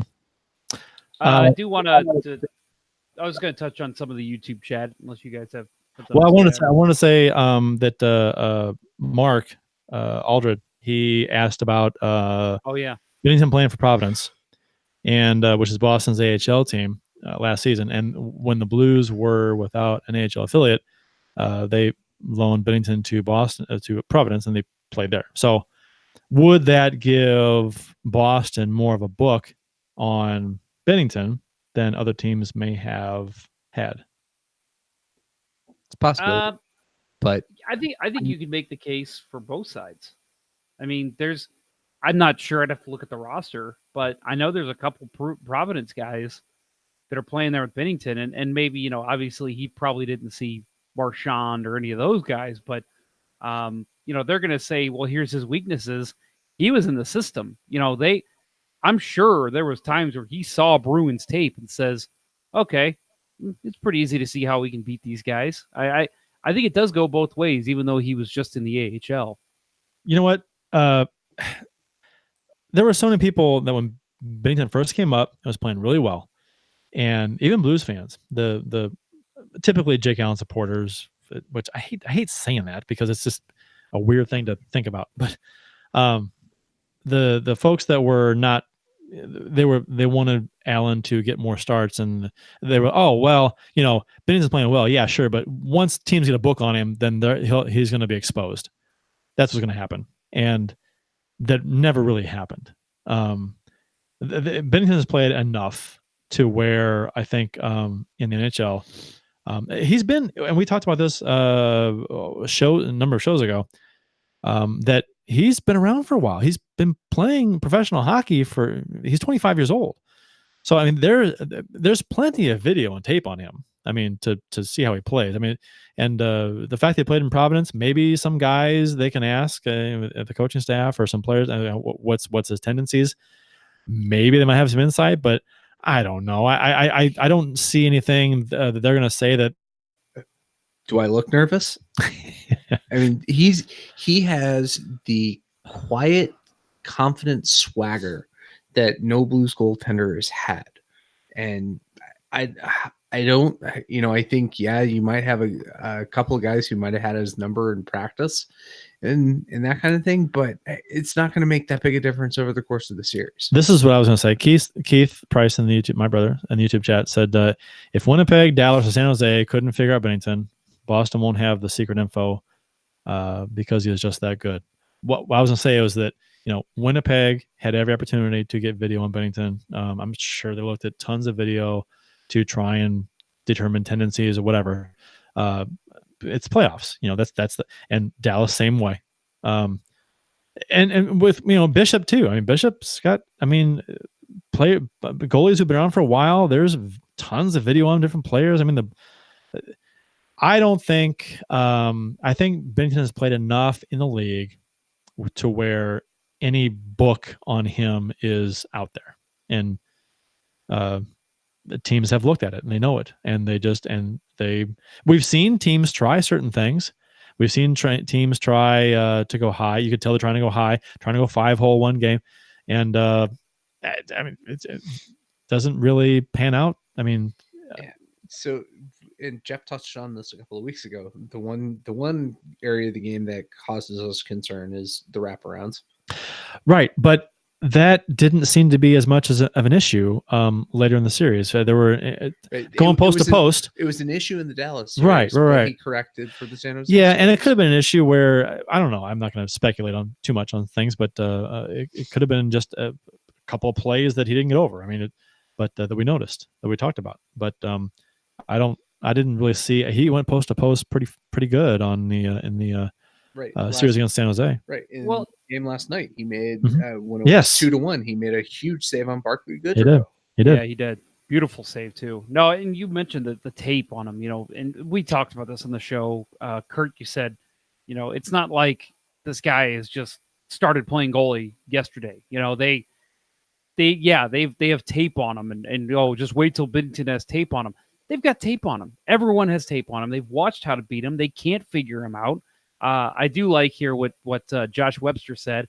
You can't figure out someone who doesn't show emotion. So might be some truth to that. But no, I just don't think that. I think that the game has evolved so much now in terms of technology that there isn't that. You don't have Tamaka Fukafuji coming in from Japan. Holy shit. I don't know where that reference came from. You don't have Tamaka Fukafuji coming in for the LA Kings. What? That's racist. That was his name. Okay. From Japan, playing goalie for the Kings in a random November game. I mean, you've seen enough tape on Jordan Binnington that if you haven't figured it out now, or if you haven't figured it out by now, you're not going to figure it out tomorrow. Yeah, I think that makes sense. I mean, that's kind of a common sense approach to me. I don't think there's anything hidden. Maybe the Boston Bruins have some genius video guy that can figure something else out that other teams couldn't, from talking to people or video from Providence, or that, I don't know, but I would not say that's a probability. Yeah, no. If anything, what I expect is for the Bruins to be a little bit more physical and bumping Bennington. I can see that kind of thing happening, where they take that kind of approach, where they try and bump him and get him out of his mind. Yeah, but to be honest, I mean, with all the video review now and the goaltender interference, I mean, that's hard to do now. Yeah, but early in the series, why not run him? No, well, okay. Yeah. And they have the players to do it. Not that I'm advocating it, but they have players with the mindset of Brad Marchand that are going to do that. Sure. And I would be shocked if he didn't anyway. Right. I mean, without, being a game plan. So we'll see. The David Backes factor, as far as will St. Louis love him after this series? Nope. Nope. I expect David Backes to cause an injury to a Blues player in this series. And I think that will hurt his legacy here. Which that is my biggest concern, because we used to bitch about him on this show. When the Blues would go down by 2 or 3 goals, he'd get pissed and go headhunting or take a swing at somebody that wasn't expecting it. Man, if the Blues go up in the series or go up by a couple goals and he loses his cool, that could get ugly really fast. Yeah, I mean, I don't know how much he's going to play. I mean, he'll play, but I don't know what his ice time is going to be. I haven't looked at his ice time lately. I know, but he was hurt for a while too. Yeah. So I think he's been playing a fair amount against Carolina. They had him in fairly regularly, playing on top 6 minutes. I could be wrong on that, but I'm pretty sure that's right. What else we got? Done status. They're saying it's. I mean, they aren't saying it's a concussion, but I mean, it's a concussion. Yeah. The way he left the ice. Did any of you get duped by the fake Kenny Albert account? For a second, I did. Yes. I saw it and I'm like, oh, but you don't see the verification check mark. You don't notice it, but yeah. Who creates a fake Kenny Albert account? I know, that was my thinking too. I'm like, oh, it's got to be. Who does that? Who throws a shoe? Who throws a shoe?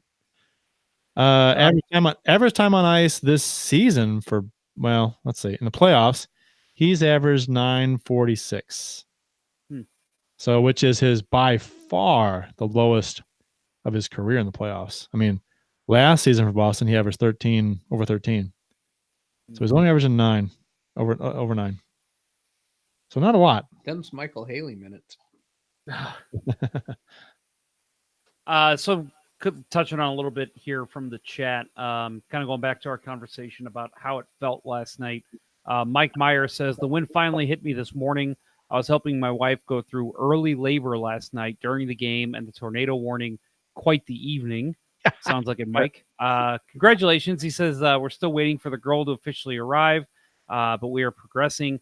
Josh Webster did ask if he's naming the baby Gloria, and he says no. She's the wife's not going for the name, so that's unfortunate. But he's contributing to the show on YouTube while his wife's in labor. Good for him. Is that? Yeah, good for him. You know what? And to be honest, I've been there. There's not a lot for the guy to do. You're there for support. It's just you don't have much to do. Mike, feel free to steal this. But I love when people ask. They'll be talking specifically to my wife, and they'll say, what was your labor like? Women sit around talking about labor and all that, and I always just jump in and I say, "Oh God, it was excruciating. She kept squeezing my hand. It was terrible. Oh God, I can't imagine a pain worse than that." Yeah, that's gonna go over well. Go ahead and steal that one from me if you like. Let's see. Doug Johannes says, also known as Zed, I would rather play Rask than Bishop. Also, the Hawaii Blues fan has joined the chat, so big aloha to him. He said he wants to come in for Game 3, so love to have you, Hawaii Blues fan. We could use your enthusiasm here in St. Louis, I'm sure. I did. My brother Keith in the YouTube chat said I dared him to take a photo during his son's labor.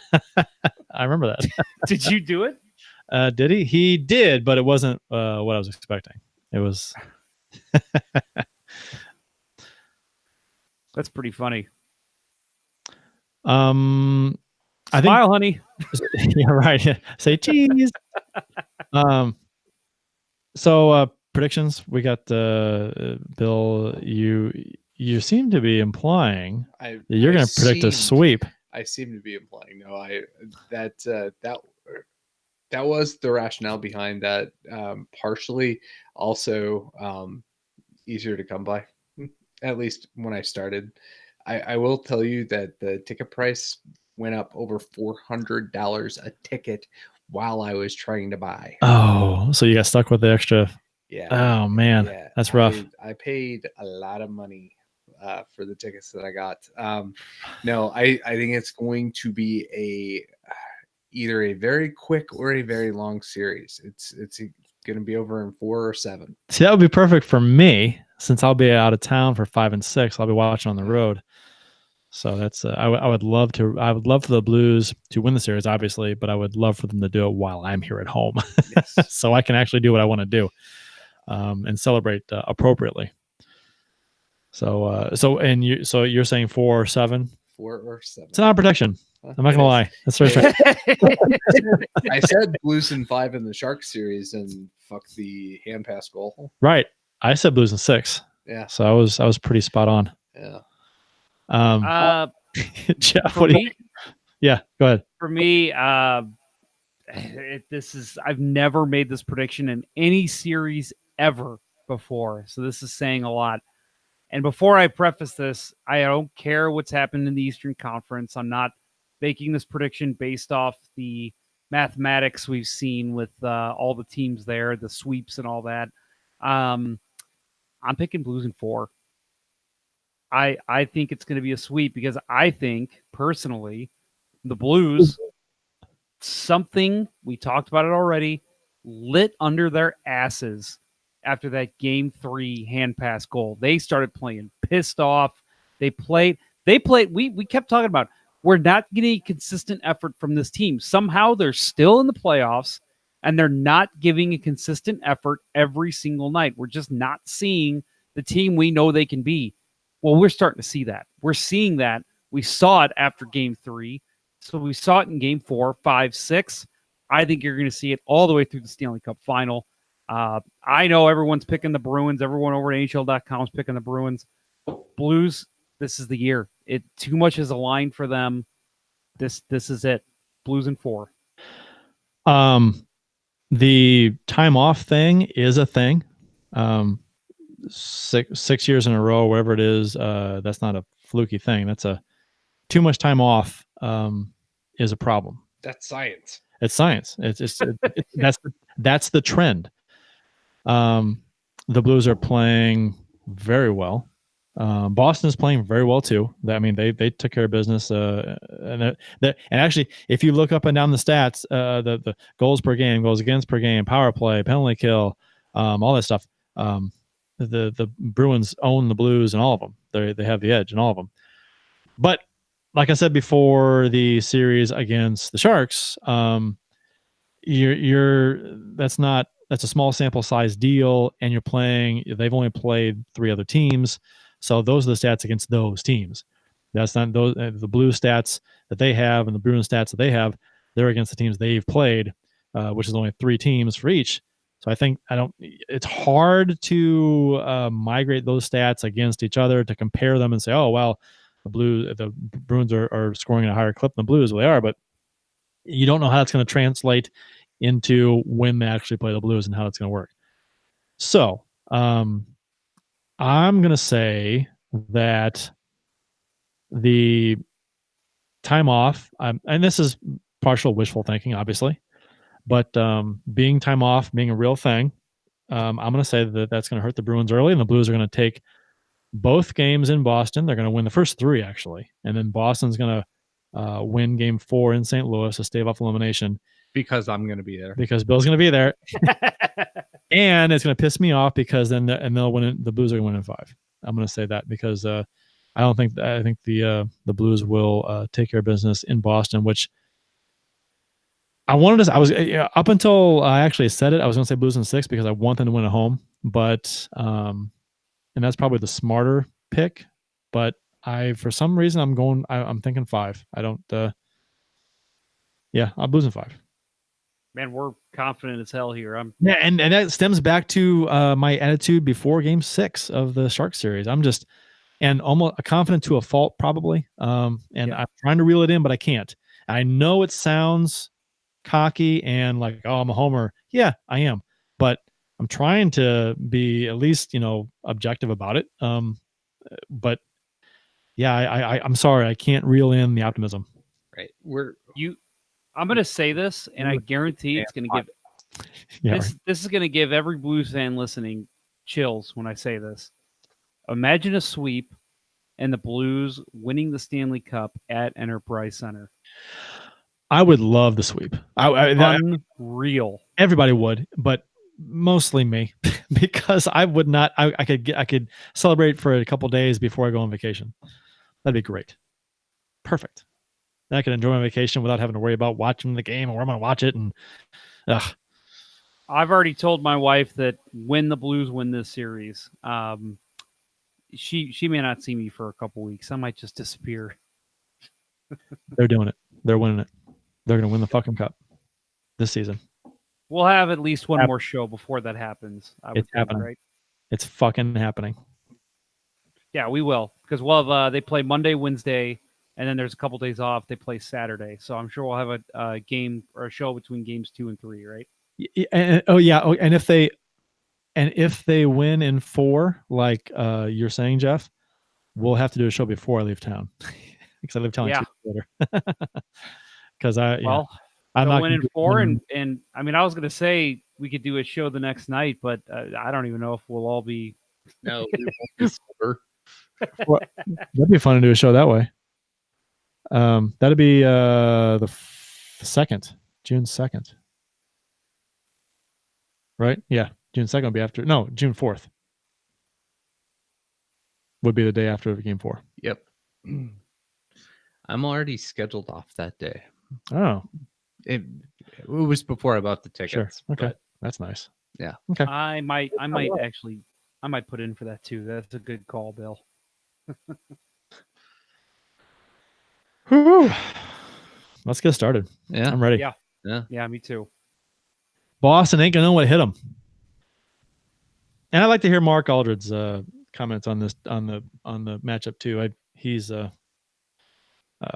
follower of the show and listens to the Twitter user, so I'd like to hear his comment. I think he's what we call a hockey podcast junkie, which we love those kind of people. Yeah, he always tweets out because I am too. All right. I think we should wrap it up. I think we should too. It's late. First game Monday night, so 7:00. Memorial Day. Get your barbecue in. Get in front of the TV. Barbecue, beers, game, done. 7:00. NBC. Be there. Or be square. Be there or be San Jose. See what we did there? Lovely. Because San Jose is not there, so that's why it's funny. I picked up what you put down. All right. That is. Thanks for listening, everyone. Appreciate it as always. For Jeff Ponder and Bill Day, I'm Kurt Price. That will conclude this week's broadcast of Let's Go Blues Radio. Until next time, everyone. Let's go Blues. Let's go Blues. Bring the fucking cup to where it belongs, baby. The Chiefs are at home tonight against Sport at the War Memorial at 8. Good seats are still available. A look at sports. I think that went very well. Thank you for listening to Let's Go Blues Radio. Now take off, hosers. Well, There's 90 minutes of your life you'll never get back. Sorry. St. Louis Blues, St. Louis Blues. Have you heard the news about our St. Louis Blues? They've only just begun, they're on their way to number one. Now there's no more blues for our St. Louis Blues. The Blues are on